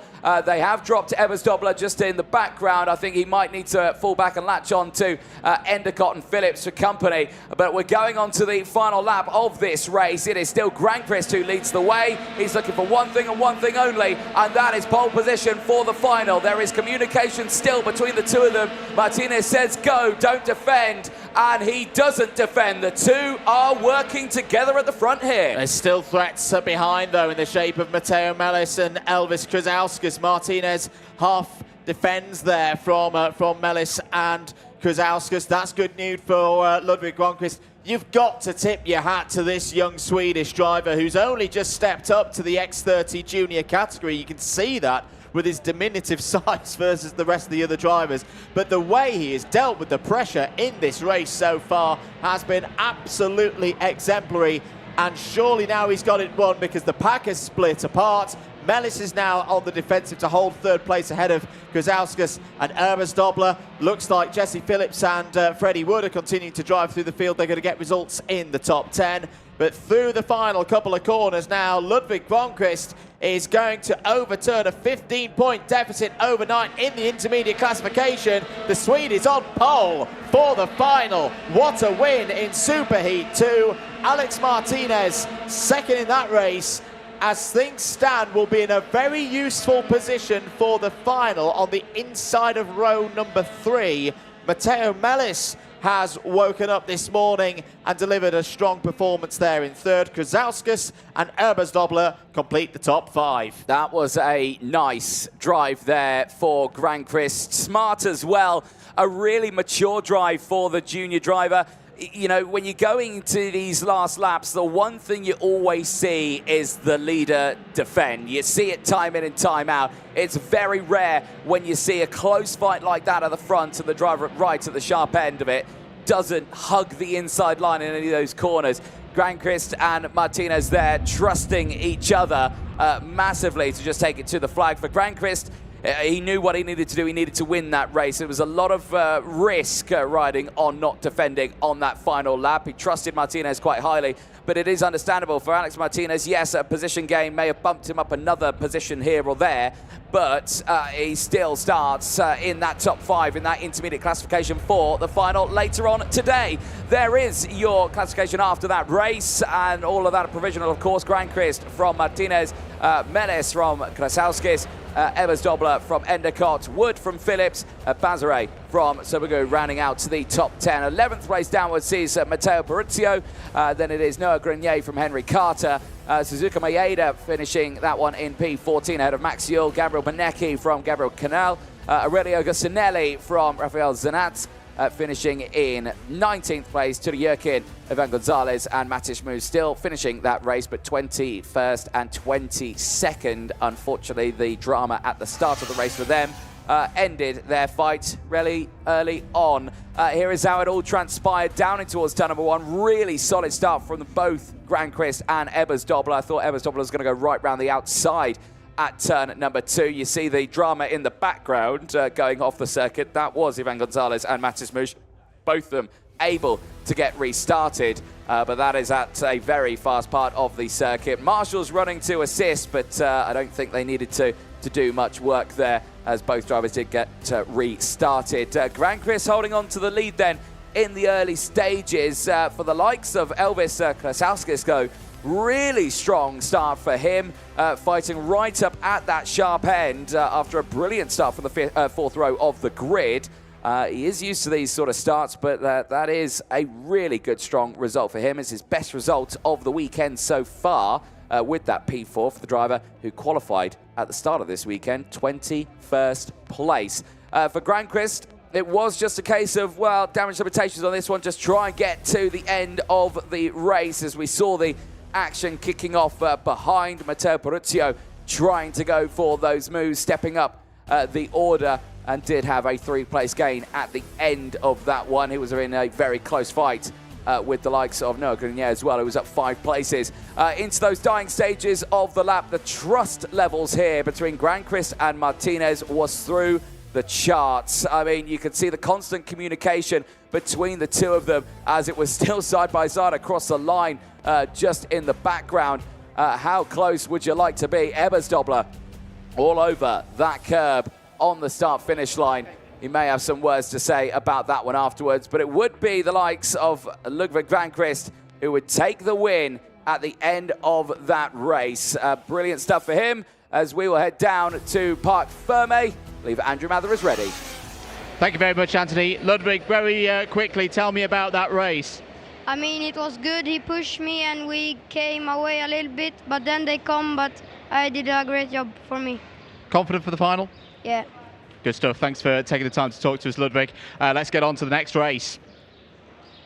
Thank you very much, Andrew, because yes, it's already headed out onto the circuit. Superheat 1 for Senior X30 is out on track as the sun continues to beat down here on the Zuera circuit. It's a beautiful day here in Spain. 20 degrees is that air temp, and not a cloud in the sky can be seen. For Senior X30 Superheat 1, it is Aaron Garcia on pole position. Now, he was joint on points with Harrison Mackie going into the Superheats, but Mackie qualifying 6th at the start. Garcia qualifying 4th meant that he would get pole position for Superheat 1. Mackie will get it for Superheat 2. Let's quickly fire you through that full starting lineup then. It is Aaron Garcia and Sem van der Heijden starting this one on the front row of the grid. Hugo Gelade and Roxanne Antinga round out row number 2. Keep an eye on that second row. Both of them very, very quick. Patrick Ogrodovchik, the pole sitter from time qualifying, starts this one alongside Danny Carinini on row number 3. Luca Horton and Alex Pineda go from row number 4. They will have Isaac Say, who had a brilliant final race yesterday to put him up on the 5th row of the grid with Xavi Luiz starting on the 5th row. Ricardo Ferrari and Bertram Sash round out row number 6. They'll have the likes of Mark Granada and Carolina Redondo on row number 7. Nicholas Hirsch and Mark LaPiccolo, they go from row number 8. Marcel Matievich and Lewis Bird go from row 9, and the cutoff zone in this race. Everyone behind this one now is in a danger zone. Alberto Hurtado, Senna Munir on row number 10.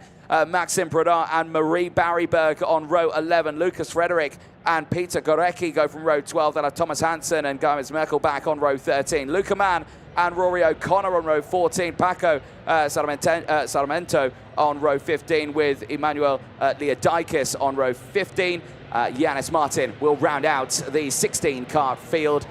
The Moroccan with a lot of work ahead of them in this Superheats. Like I say, big cut-off zone for this one. Andrew Mather joined me back in the box. A lot of these drivers need to make the moves. Need to make the moves. It's the hardest final of the 3 to make from the mathematical side of things, with the biggest entry in the field. But again, Superheats, more points available, bigger spread of points.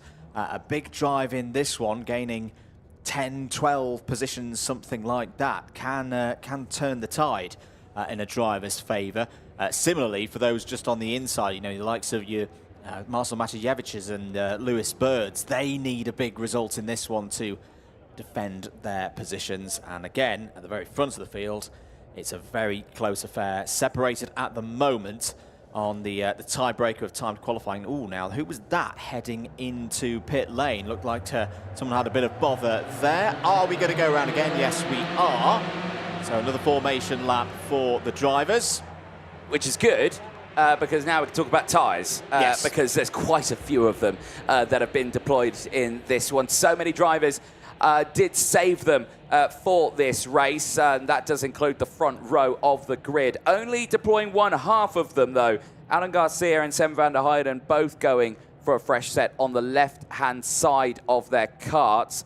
For the next 2 rows just behind them, which will have Gelade Lantinga, Ogrodovchik and Karanini, they have all got brand new tyres on board. So that is going to be a very interesting one. It's the same for Luca Horton. He's also got a brand new set on. Alex Pinera is the highest ranked driver on the grid who has already deployed his tyres yesterday. So he will have a used set on his wagon starting from the 4th row of the grid. And a lot more of those drivers as well further back in the field as well have also deployed fresh tyres. So we could see some big moves here. And you can see once again, yeah, it's a conversation happening there between Dan Ashton and the front of the grid, just indicating, you know, what was that? You were very spread out. Bring it back, keep it close.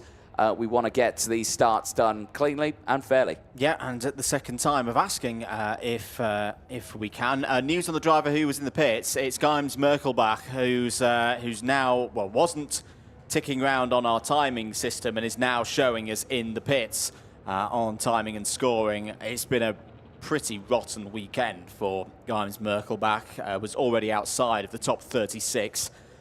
Will not make it through on this occasion. Oh, as Riccardo Ferrari's now in a bit of bother. Riccardo Ferrari slowing down, one of the front runners, winner of the round at Franciacorta last year, is out of this race, it would seem. Are we racing? No, we go again. There's more dramas happening out there. I think that was one of the XL karts going very slowly down the start-finish straight. Now there is Riccardo Ferrari pushing it with all his might back into the pit. I've got to say, that's quite the workout there, especially if you're in a race suit and a helmet. It is pretty warm out there, and the temperature certainly increases very high in that helmet, and he is trying to get that one sorted out.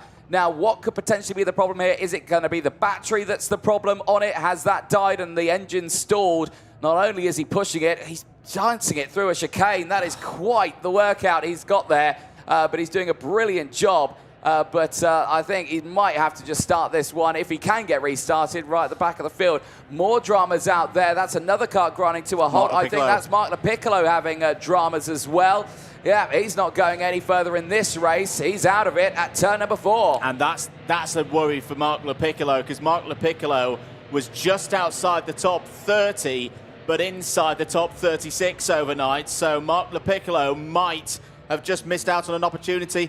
And another one's in the pits. It's Luca Horton, who was the other driver in trouble there. Was due to start this race from 7th on the grid for Excel Motorsport. Not much activity going on down there. Well, I think whatever's happened, they've got it fixed. I think he's just waiting for the race to start to then rejoin it at the back of the grid. But for Luca Horton, he was due to start on the 4th row of the grid, and it's not gone his way. So that means there's going to be gaps now in the order that the drivers have to maintain into the tram lines. Are we racing? Lights off, fights on, down in towards turn number 1. And it is a brilliant start for the inside line, and Aaron Garcia is under no pressure from anyone whatsoever down in towards turn number 2. Hugo Gelade is there in 2nd place. He didn't need to worry about that start at all, as Danny Caronini's gone off the circuit. He's going to cut over turn number 3, rejoins in front of the chasing pack as they all try to scramble for track position out there. Isaac Sayer had a big moment as well for Jamie Green Racing, right in the middle of the pack, was able to keep things on circuit. This has been quite a frantic start to this first superheat of the morning. As one of the drivers there, the 216, was climbing on the back. That was Mark Granada from Hull Racing. He's back on all 4 wheels now. This really is a frantic start to things in X30 Senior on finals day, but calm at the front of the field. Aaron Garcia getting on with the job. Very simple mission statement for the Spaniard. If he wins this race, he cannot be beaten in the intermediate points. He may have to rely on that tiebreaker like overnight ahead of Harrison Mackie from the timed qualifying performance earlier on in the week, but right now things are looking good. But how much longer? Because down the inside, Hugo Gelade for Victory Lane Karting takes the lead. That is a nice move there. Very early doors, and it's brought everyone back into play. Patrick Ogrodovchik now gets up into 3rd place and has got Roxanne Lantinga for company just behind as well. Those two are fighting fiercely for position. Martin's had dramas out there. He's gone down to 25th place. Sam van der Heiden's not had the start he wanted either. down 12 places into P14. One driver who had a torrid day yesterday but has come alive today is right to the back of this train. It is Lewis Bird. As to the inside, I thought Aaron Garcia was going to try and retake the lead there. Absolutely. Hello, Lewis. This is a bit of a change for Sunday. Gains 11 places so far in this race. Out of the final turn. This is going to be very telling for the story of this race. How much power has Hugo Gelade got down the straight? Looked pretty good on that first pass in the lead of this one. Into turn number 2. This is where he took the lead one lap ago. Side by side between Ogrodovcic and Roxanne Lantinga. Alex Pinheiro trying to go around the outside as well for the RC2 Valles team. Have very good pace around this circuit, and I'd watch out for them when we get to some fresh tyres in the final. Top 3 scrapping there. Looks like Lantinga is through and past Ogrodovcic, and we've had a change for the lead. Garcia back ahead of Gelade. Yeah, nicely done down the inside there at turn number 5. Got it finalised through 6 as well, so nice little chop and change there. Not losing too much time, but Roxanne Lantinga now on the charge. They're in 3rd place, is looking like a threat here. Now, a lot of these drivers are on those fresh tyres. You have to remember, Aaron Garcia's only got them on one side. Hugo Gelade, Patrick Ogrodovcic, Roxanne Lantinga, they've all got full set of fresh tyres on board. You would think they will have the upper hand here on Aaron Garcia, but he is doing a sterling job holding on to the front. However, the slipstream comes into play. He goes defensive. Roxanne Lantinga sends it down the inside like a rocket and heads into 2nd place. That is a nice charge. What is it about these Lantingas where they just get it done on the brakes? Out wide on the curb there is Gelade. He's having a bit of a struggle now. 3 wide into turn number 5 as Pinheiro steps down in the inside of Sash there. Out of the race is one of the BMRs. Is that Luca Mann? Yes, it is. Luca Mann retires from the Superheats and will not progress on to the final. Bit of news on our drivers who had trouble on the formation laps. Luca Horton's back up to 18th place in this race. So yes, it looks like he's lost positions on the live timing, but effectively he started at the back of the field. Ricardo Ferrari got back into the action as well. He's back up to 24th. He's just trying to recover as many points. Both of those drivers will make it through to the top 36 final. This is all about damage limitation, trying to get themselves good positions on the grid for the final. As here comes Roxanne Lantinga once again down the inside into turn 2. She takes the lead from Aaron Garcia. Game on here in Zuera. This is what we like to see now. This is a real step up for Roxanne Lantinga, and charging in the points as well. Currently 2nd in them with 198. It may be a little change now that she's in the lead here, but is pushing through nicely and again utilising those fresh tyres on board for this one. There you can see from the graphic, Aaron Garcia only having them on the left-hand side of his car. Roxanne Lantinga with the full set on board. Brilliant control of the tyres over the course of the qualifying heats yesterday, because she had some really good races as well. Never outside of the top 10 after qualifying 5th overall, and really showing through. Big check over the shoulder there going into the final corner. A little bit of a wobble through that final corner. Usually we don't see a head-shoulder look until you're on the start-finish straight, but yeah, that's given her a little bit of things to think about. But Aaron Garcia, crucially, can't get that move done. Another driver we need to keep an eye on, Anthony, is Xavi Lloveras. Lloveras in the 333 is just in a 1 minute 3.151. His good pace from the Spaniard. Has gained 4 places so far in this race, is up to 6th. You just see him there off the back of the chasing trio of Ogrodovcic, Gelade and Sash. We've still got quite a few laps in this one, of course. We're only on lap 6 out of 13 for the first of these 2 Superheats. How are drivers who had problems in the early stages getting on? Horton still holding well. He's up into 16th place now. Ricardo Ferrari has gained another spot to, well, no, more than 1 spot. Now he's back up to 21st. So keep an eye on them. They could still get half-decent results here. Round to complete lap number 6. We're pretty much halfway through this one. Roxanne Lantinga is your race leader by 1/10 and a half. Yeah, again, solid little drive here. And oh dear, off the circuit. That's drama. Marcel Matijevich. Yeah, Marcel Matijevich out of the race. And I think that might be mechanical in nature. and has just driven it off the circuit, but that is a huge shame for him, running right in the middle of the pack. And what were we talking about earlier? Drivers who needed a good one to hold on to their top spot in the top 36. Yeah. Matijevich was right on the bubble. He will drop at least a couple of places. That all is that's needed for him to not make the final. That is a real shame for the pole. Yeah, it certainly is. Well, in this fight, it is still Aaron Garcia who leads the points here by quite a significant little gap. But you have to remember, Mackie was joint on points with him going into these Superheats. And if Mackie wins that race later on, he gets promoted to P1 for that final. So this is an important one for Aaron Garcia.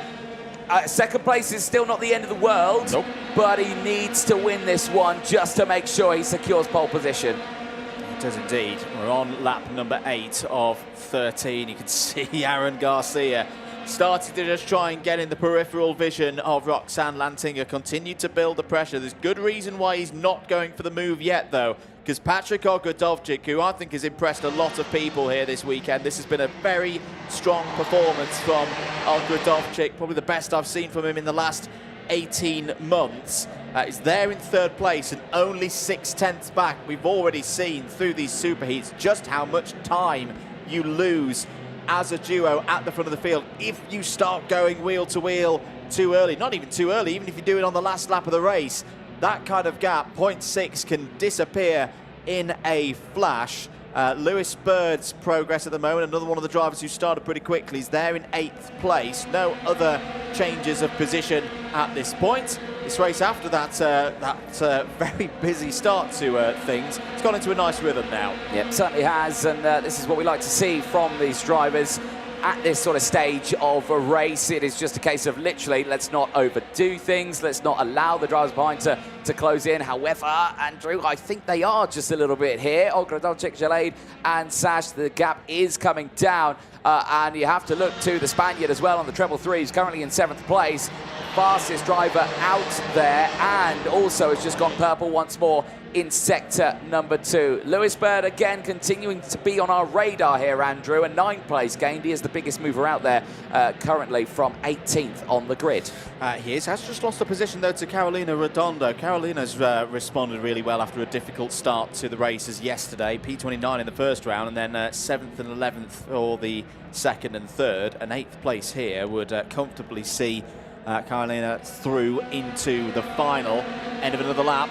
4 to go. Roxanne Lantinger still turning a good pace at the front of the field. That was a 1 minute 198 for Aaron Garcia immediately behind. They were slightly quicker than Ogrodovcic, Sash and Jalaid that time around, but it's Alex Pinera driving on at the minute. You can just see him there in the red and black of the Gillard products colours. 1 minute 2.948. But Pinera is going to have to get his overtaking shoes on here to break up into the top ranks. Certainly is. On to lap number 10 of this race. Still no change between those top two.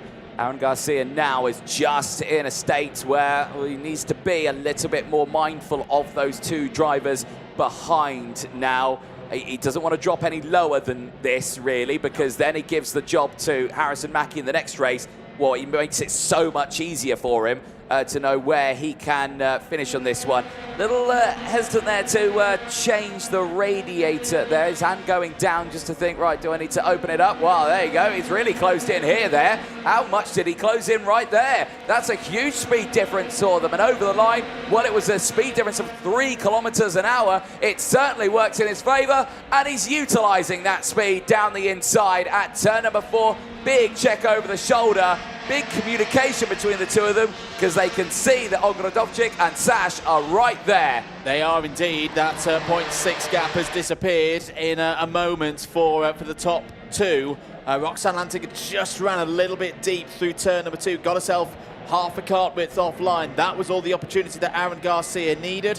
Notification for race control. Cart number 344. That's going to be Thomas Hansen. Has received a 5-second in-race time penalty. I think that's going to be all she wrote for Hansen. One of the drivers outside the top 36 overnight is currently 17th on the road. He's going to lose a number of those positions with that 5 seconds. Here comes Ogradovcic down the inside through turn 1 for second place. Lovely stuff from Patrick Ogradovcic. Has to defend into turn 2 to make sure there's no counter-attack from Roxanne Antinga, but keep an eye on Bertram Sash there for the Falcon Racing team in the orange and black livery. Switchback, beautiful stuff from the Dane. Takes third place, but this is all very good news for Aaron Garcia, the pole sitter, the leader in the intermediate points overnight. Anthony is breaking away. He certainly is, pushing nicely at the front there. That overtake he deployed, and the overtake from Ogradovcic and having to defend really released him there. And Aaron Garcia has done what he needed to do. He has hit the tennis ball back into the other side of the court to Harrison Mackie for that second superheat. He is looking for maximum points here, and if they obviously on this position, if Harrison wins, he would still be on the front row, but he wouldn't take pole because of course they out-qualified each other. Over the line we go on to lap number 13. It is the last lap board out for the drivers, and Aaron Garcia is doing Aaron Garcia things and holding firm at the front. Just got to keep doing this professional job through turn number 4. Patrick Ogradovcic is looking very quick at this stage of the race, but I just think the gap's a little bit too much on this occasion, and he's also got to keep an eye on Bertram Sash immediately behind, who looks like he's going to want to have a go here. He is going to have a go through turn number 6. That gets Ogradovcic offline. It could open the door for Roxanne Lantinga to go through. He's got the inside line for third place. Switched back by Sash. Brilliant racing here once again in X30 Senior at Zuera. Round the outside. That's outrageous from Bertram Sash. He's not done yet though. Ogradovcic's back down the inside. Alex Pinheira's in the fight now, as well as Hugo Gelade. What a finish we're having here in the battle for second place. Aaron Garcia out of the final corner is going to win the race, but who's going to finish P2? This is all important. 3 wide, 4 wide over the line, and it's Lantinga who takes it. What a finish in the superheat, but it's Aaron Garcia provisionally on pole position for the final. That clear mission statement of win the race from pole position, he has delivered. Yes, Harrison Mackie with a win himself in Superheat 2 can draw level on points, but that would take us back to TQ on Friday. Aaron Garcia's performance was a little bit better than Harrison Mackie's, so he would take the tie-breaker. What a finish though for second place. Lantinga 0.03 of a second ahead of Ogradovcic. Ogradovcic 14 thousandths ahead of Pinheira. Pinheira 16 thousandths ahead of Bertram Sash. Second, third, fourth, fifth, all covered by less than 1/10 of a second. That is why we love coming here. That is why in this commentary box we love calling races at Zuera. More of that, please, when we get to the finals later on today. There's your provisional result. Garcia from Lantinga, Ogradovcic, Pinheira, Sash. Gelade, Lloveras, Bird, Redondo and Carinini will all progress onto the final with their top 10s. Isaac Sayer, Luca Horton, Sam van der Heyden, Marie Barryberg and Alberto Hurtado all in the top 15. Thomas Hansen 16th, but had a +5 second penalty. Mark Ganada, Riccardo Ferrari, Nicholas Hirsch and Lucas Frederick all in the top 20. Let's have a look at some of the highlights. This was before the race had even started. Riccardo Ferrari, with technical problems, was not out of the race, but had to return to the pits. Same for Luca Horton. That meant that we had an aborted start. And for Riccardo Ferrari, who, as I say, did get back into the race and will proceed on to the final, recovered in the end to 18th. We can see the effort that the Italians putting in here to get back into things. Not continuing was Mark Lepiccolo. Mark Lepiccolo is out of the final. Luca Horton, what a drive actually from Luca Horton to go from effectively a pit lane start back up to 12th place. Whilst we're watching some of these highlights on the left of your screen, let's head down to Parc Fermé once again and Anthony Jordan. Thank you very much, Andrew. Yes, down here in the technical area, Aaron Garcia, who's just here. Rib protector comes off. Aaron, great race for you there. I think that's exactly what you needed to get that pole position for the final later on. The weekend started pretty tough for you. It's all come your way now. Yeah, hard race. We were with 2 tires, yes, everyone with 4 new. Really good. We managed to take the win. Was solid strategy. I think we need to push with the Roxanne. So yeah, definitely pretty good. Now we go for the final and try to win. Yeah, it's going to be a tough fight though. Harrison's about to go out for his race. Obviously, he could potentially start on the front row of the grid as well. Is that a fight you're looking forward to, or are you a bit anxious about it? No, I would like to fight with everyone it can. I mean, will be a third final, you say, and I think will be really hard one also. Excellent. Well, congratulations. Well done. Brilliant stuff. Careful, Mr. Cameraman. There's a cart behind you, and it's in Patrick Ogrodovic's cart, who is there behind you. Now, all these carts will have to head out. They need to drain their radiators. The water's out there as well. We have got Patrick just here. Patrick, can we have a quick chat with you for a moment? Tough little fight on that. That was a really good little fight for you out there. What did you make of it? Yeah, it was difficult, but I can do a P3 in the Superheat. It was unexpected. At the straight landing, I just passed me and I do P3. Yeah, but like you say, final coming up later on. Are you looking forward to it? To do P1. Yeah, let's see what you can do. Well done, congratulations. Lewis Birdswagon's just here. I want to see if I can have a chat with Lewis. We've not really spoken to him at all. That's a cheeky smile on your face, lad. But Lewis, it's been a tough weekend for you, but that was a great race. You really gained those places. Yeah, I just kind of smashed my way through at the start and then just held it from there, really. Can't really do a lot when the cart's not really right and the engine's not really right, but you know what it is, you can't really do much about it. Just crack on with it, really. Well, it went your way there, and let's see what happens in that final later on. Thank you very much, Lewis, out there. Plenty more drivers we can chat to. We've got everyone just coming in now. There's Isaac Say, who had a really good day yesterday in his last qualifying heat. He deployed those fresh tyres at the very end of the day, where he came through to finish in a really respectable position, and so far in this one, pushed through as well. But plenty of action coming up, as again, you're going to get run over once more if you stand there, but excellent stuff as Kevin Anton just squeezes his way through. Is there any drivers in here that we could possibly chat to? I think, yes, there is indeed. We have got the likes of the RC2 Gillard driver here of Caroline Redondo just here. Carol Redondo, a great run for you in that one. How are you enjoying this weekend? Well, I enjoyed it a lot this weekend. I'm pretty fast, and I hope this final I do a good position. Yeah, the finals coming up later on. Plenty of action is going to be happening. What's the tactic going into it? Well, just overtake, and try to do a good position. Yeah. What do you make of the Zuera circuit here? It's a fast, it's a flowing circuit. Do you enjoy it? Yes, I love this circuit. It's my favorite, yes. Excellent. Well, it's going well for you. Congratulations. Well done. We'll see what you can do later on there. Well, only 3 carts in here right now. They will bring a few more in just to get checked over. Of course, a lot of these drivers do need to get sorted out with everything like there. This is Roxanne Lantinga's machine. Really great performance for Roxanne Lantinga. She'll be delighted with that one. Engines are fired up, though. Last race before the finals is coming up next.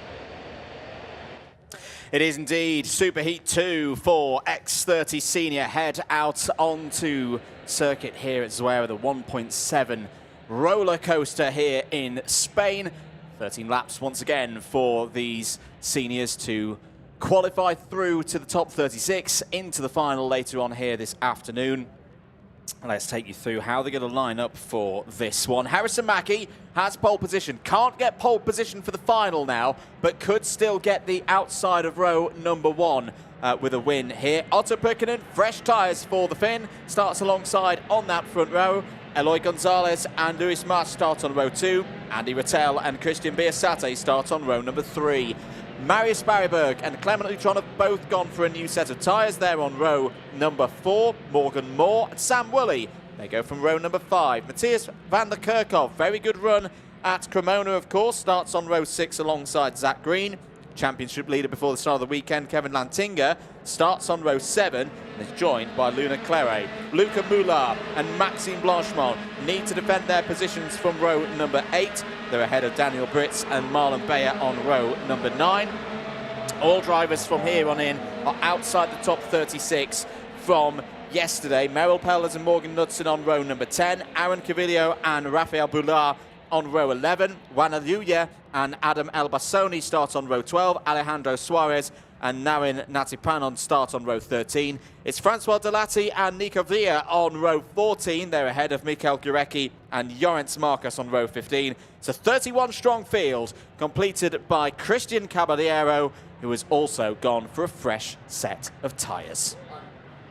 Understandable, of course. A lot of work needs to happen here now to push yourself forward in this dying stage of the race. Race director Martin Bean on the gantry there, joined by Gonzalo Planta, who is also on the gantry, watching ahead of this last race before those finals. Tense time for Mackie here. He knows he can't get pole anymore, but he could still get a front row start. Yeah, and the championship point side of things as well, of course, for Harrison Mackie will be on his mind. Oh, now one of the Bills is in the pits there. It's very handily standing in front of the number. 239, that is not there, and that is Daniel Brits for the NMS Motorsport team of Spain. And yeah, he's going to be a spot of bother here. If we can get that restarted, he might be able to start this race from the back of the grid. But they are still working on that one as we speak. As we enter into the final corner, let's see if we're going to be going racing. First time of asking as the field heads into the tram lines. Wait for the pace to pick up. Lights are off and fight is on down in towards turn number 1. And once again, the inside line gets the run. Mackie holds on to the lead as they all scramble for position behind. Yeah, really close in the group from 5th back there through turn number 2, but everyone looking okay right now through the pinch point of the first hairpin. Again, looking pretty good. This is a calmer start to Superheat 2 than we saw from the previous set of seniors. It's Harrison Mackie at the front of the field, looking for another race victory here in the IAME Euro Series. Down the inside, nice move there by one of the crop promotion entries. I think that's going to be Otto Pykkönen improving. Has had a decent start there on the outside of row number 1. 3rd place, I think Otto Pykkönen would have taken that if you'd offered it to him at the start of this race. He has got the prospect of Eloy Gonzalez ahead of him, though. Eloy Gonzalez for Monlau Motorsports has had a lot of overtaking to do so far in the heats. 2nd, 7th and 4th for the Spaniard yesterday. Certainly is, and right now they are all pushing their way through down the start-finish straight, looking at the lunges there in towards turn number 2. We're still seeing plenty of them. Marius Barryberg fighting there in the background with, I think, Matej van der Kerkhoff. Eyes on this. Mackie getting squeezed out of the way and onto the dirty part. Eloy Gonzalez in the front. Otto Pykkönen around the outside. Squeezes into 2nd place. It's a beautiful move from the Finn, but now he's on the charge ahead of the Spaniard, Eloy Gonzalez, who immediately goes on the defensive. That's a mighty move around the outside from Otto Pykkönen for 2nd place. Aggressive, elbows out, was fully committed to making that move on Harrison Mackie, and not many drivers have been able to pull that kind of overtake on Harrison Mackie in X30 racing in the past couple of years. It's closed things up as well. Let's count them through the end of lap number 2. New race leader, Eloy Gonzalez, proves his stock in the intermediate standings. Is now up to 3rd place in them. Pykkönen 2nd, Mackie 3rd, Mast 4th. Christian Biasate was through into 5th place. He's now gone up to 4th with that move there. Here's an attack from Mackie on both of them. Brilliant stuff from Harrison Mackie. Somebody's off the road there with a Nasso panelled deranged. It's one of the Pantanos and it's Andy Rattel. Andy Rattel and Lewis Mass out of the Superheats. Yeah, MDC Racing and Pantano Racing out of this race, and they will tumble down the order. Lewis Mass has got going again, albeit I think that exhaust may be a little bit worse than Ware's. I think I heard one going very loud out there. Yeah, and his Nasso panel's completely deranged as well, so that's going to be the end of the race. Oh, it's Christian Biasate out as well. That's Andy Rattel moving. Wow, that's back quite to the engine noise we can hear. It is indeed. So that was all in the battle in and around 4th, 5th, 6th places. Again, just shows how quickly things can change in this category. Mackie leads, Pickerton second. Your loose exhaust at the 274 of loose mass returns to the pit. Pickerton's going for the lead. Down the inside, turn number 2, nicely done. Eloy Gonzalez cannot find the way through either. Fight is definitely on here for Harrison Mackie, who's really trying to make sure he starts on the front row of that grid later on. But Pukkanen is making it almighty difficult for him here as he maintains the lead of that race. Vander Kerkhoff has fired his way through. Here is our noisy cart coming in. It is the TB cart of Christian Biasate. He's the one who it's come off, and that is a slow, long drive back. And albeit they sound absolutely superb, don't they? When the exhaust comes off. Here is how it happened. And that's how. Oh, wow. That was a big one there for Andy Rattel, and that is the reason why he's no longer in this race. A roll at turn number 4, just clipped the rear quarter of Lewis Mass straight over into the dusty part. Well, it's brilliant to see that Rattel has got up and he's okay. I can imagine a little bit of, well, adrenaline is keeping him on his feet there. And yeah, very dismantled Nassau panel there for Lewis Mass as well. Big one in the Superheat here. Glad to see that Andy's okay after that. Well, I hope relatively okay. We saw him walking away from the incident a bit gingerly, but yeah, you never like to see a kart flip like that. It initially launched off Mass, and then it was the turnover was more on Biasate. That's why Biasate's exhaust was, of course, dislodged and took us back to the 1960s in a way. That's Pukkanen down the inside of Mackie for the race lead. Nice move once again from the Finn, and look at Vander Kerkhoff. Vander Kerkhoff's back. Had a difficult day yesterday, but this is what we saw, albeit in very different conditions at Cremona.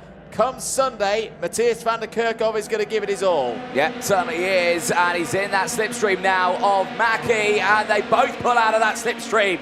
A 2-for-1 special once more for Otto Pukkanen, but this time it's backwards as Vander Kerkhoff sends it down the inside and takes the lead on lap number 6. It's a beautiful move, and for the first time this weekend, Vander Kerkhoff leads the field in Senior X30. I tell you who else is back, Anthony. Kevin Lantinga up 8 places in this race. We've seen this from him so many times before. This is a bit different, though, in 2025. He's championship leader into this weekend as Pukkanen goes down the inside of Mackie for second place. That could open the door for Gonzalez. Gonzalez just has to pull out of it to ensure that they don't end up in an incident. Out is the Talvar Racing 314. I believe Meryl Peldis is the pilot of that, and that is unfortunate for her.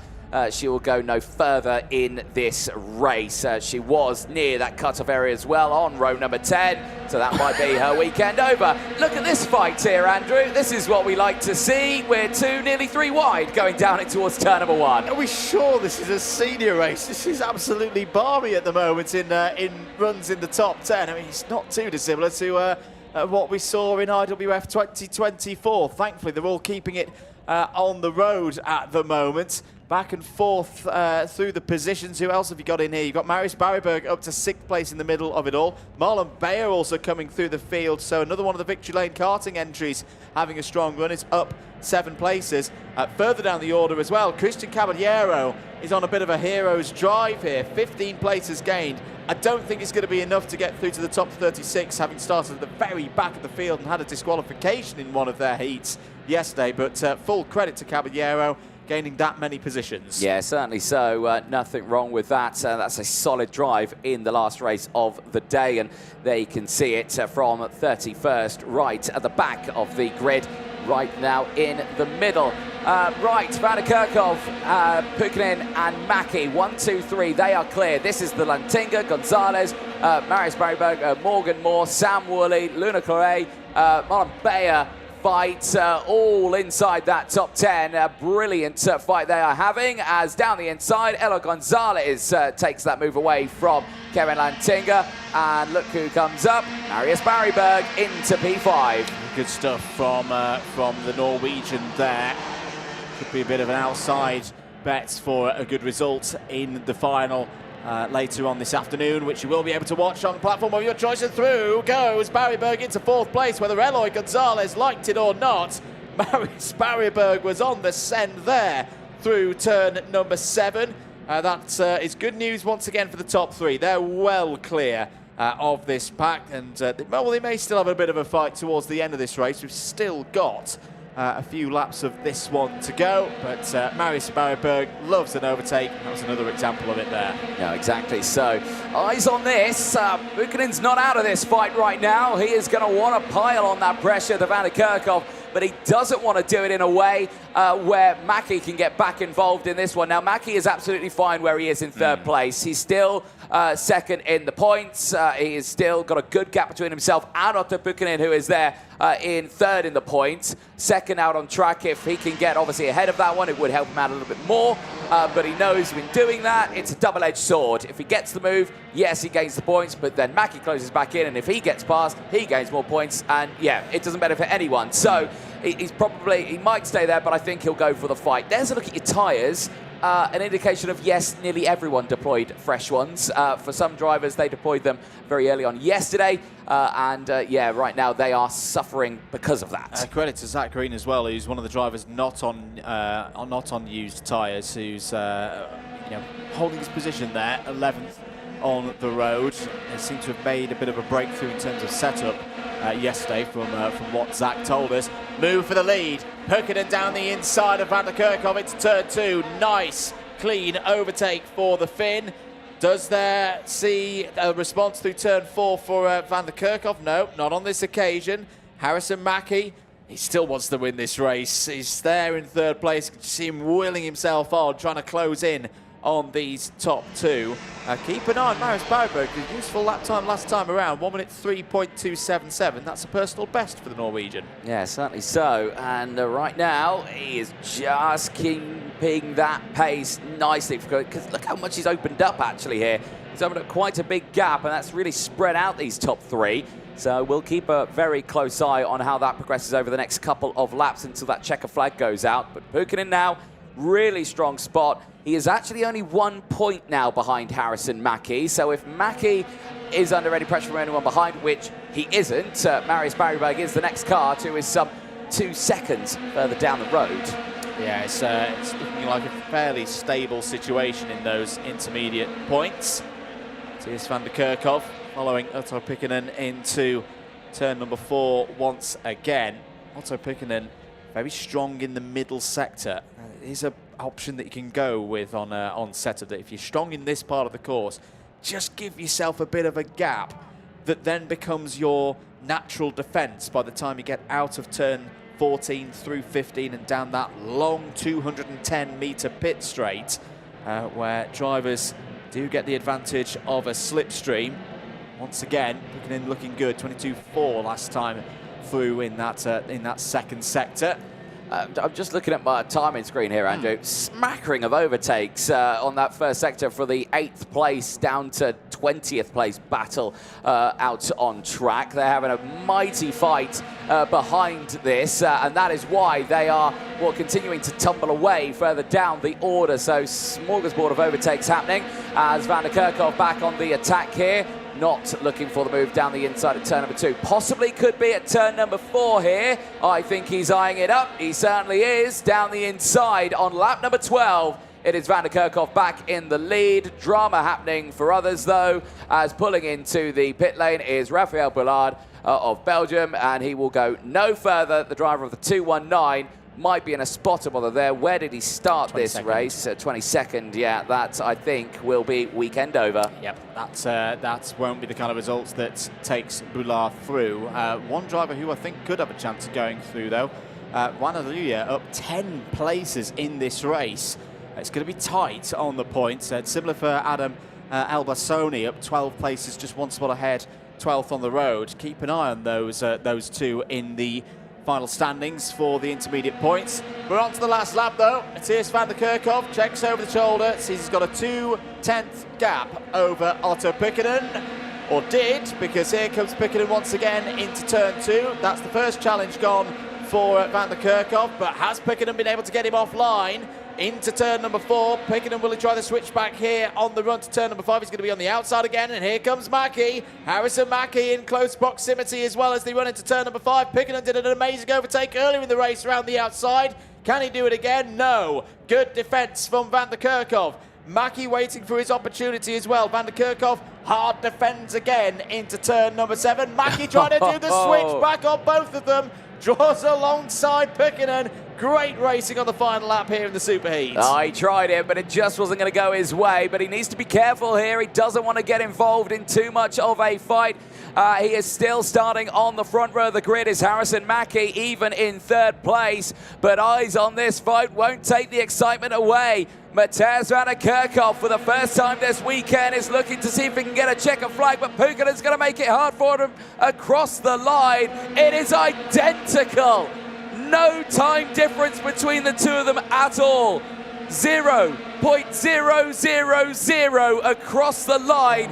It's an absolute dead heat between the two of them. Absolutely superb once again. Zuera is providing the closest fights you can.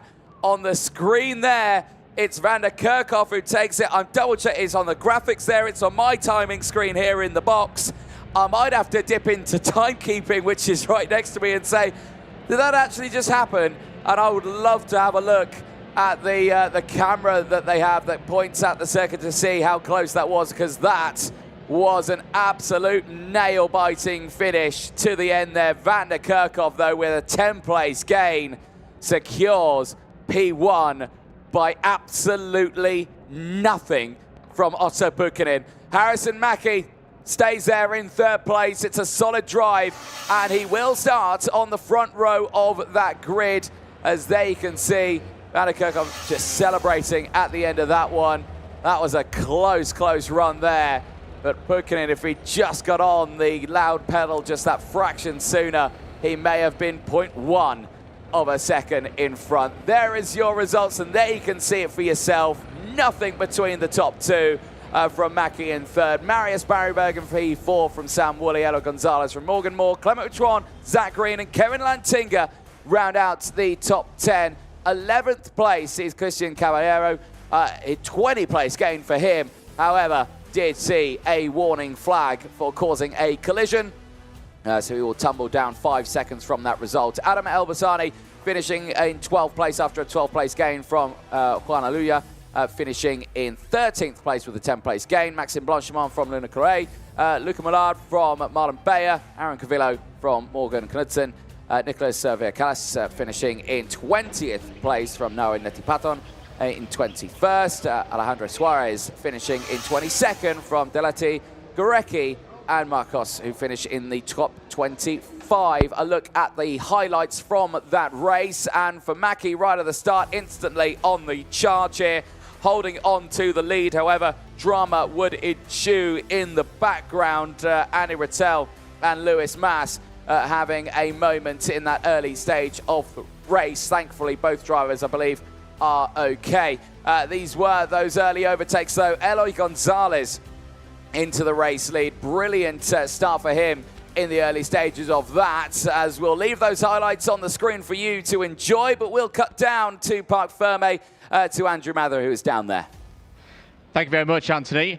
I've never had this situation before of a tie on timing to the nearest thousandth. Let's talk to one of the drivers involved. Otto, I've never seen a finish like that. Well, I've seen a lot of finishes that are very close at Zuera, but never one to the 1,000th of a second. Give us your perspective. Do you think you got your nose over the line ahead of Matthias? I've got no clue, but I hope. Yeah. Hard work. Some good moves in that race as well, particularly that one on Mackie around the outside into turn 5. Yeah, it was a good move. I saw that he went a bit slow in the previous corner, so I just saw an opportunity and used it. So yeah. I can see you're a bit sweaty. It's hard work out there. How will you get ready for the final? Grab something to drink and eat, and we'll be ready to go. Good stuff. Thanks for your time, Otto. Let's try and find Matthias van der Kerkhoff. I think he's been hopping back and forth a little bit there. In fact, whilst we're doing that, let's just grab Harrison Mackie for a minute. Right, Harrison, I've just asked Otto about his perspective on that. I'm not sure if you're aware, tied to the 1,000th of a second on the line. You were immediately behind it. What was your perspective?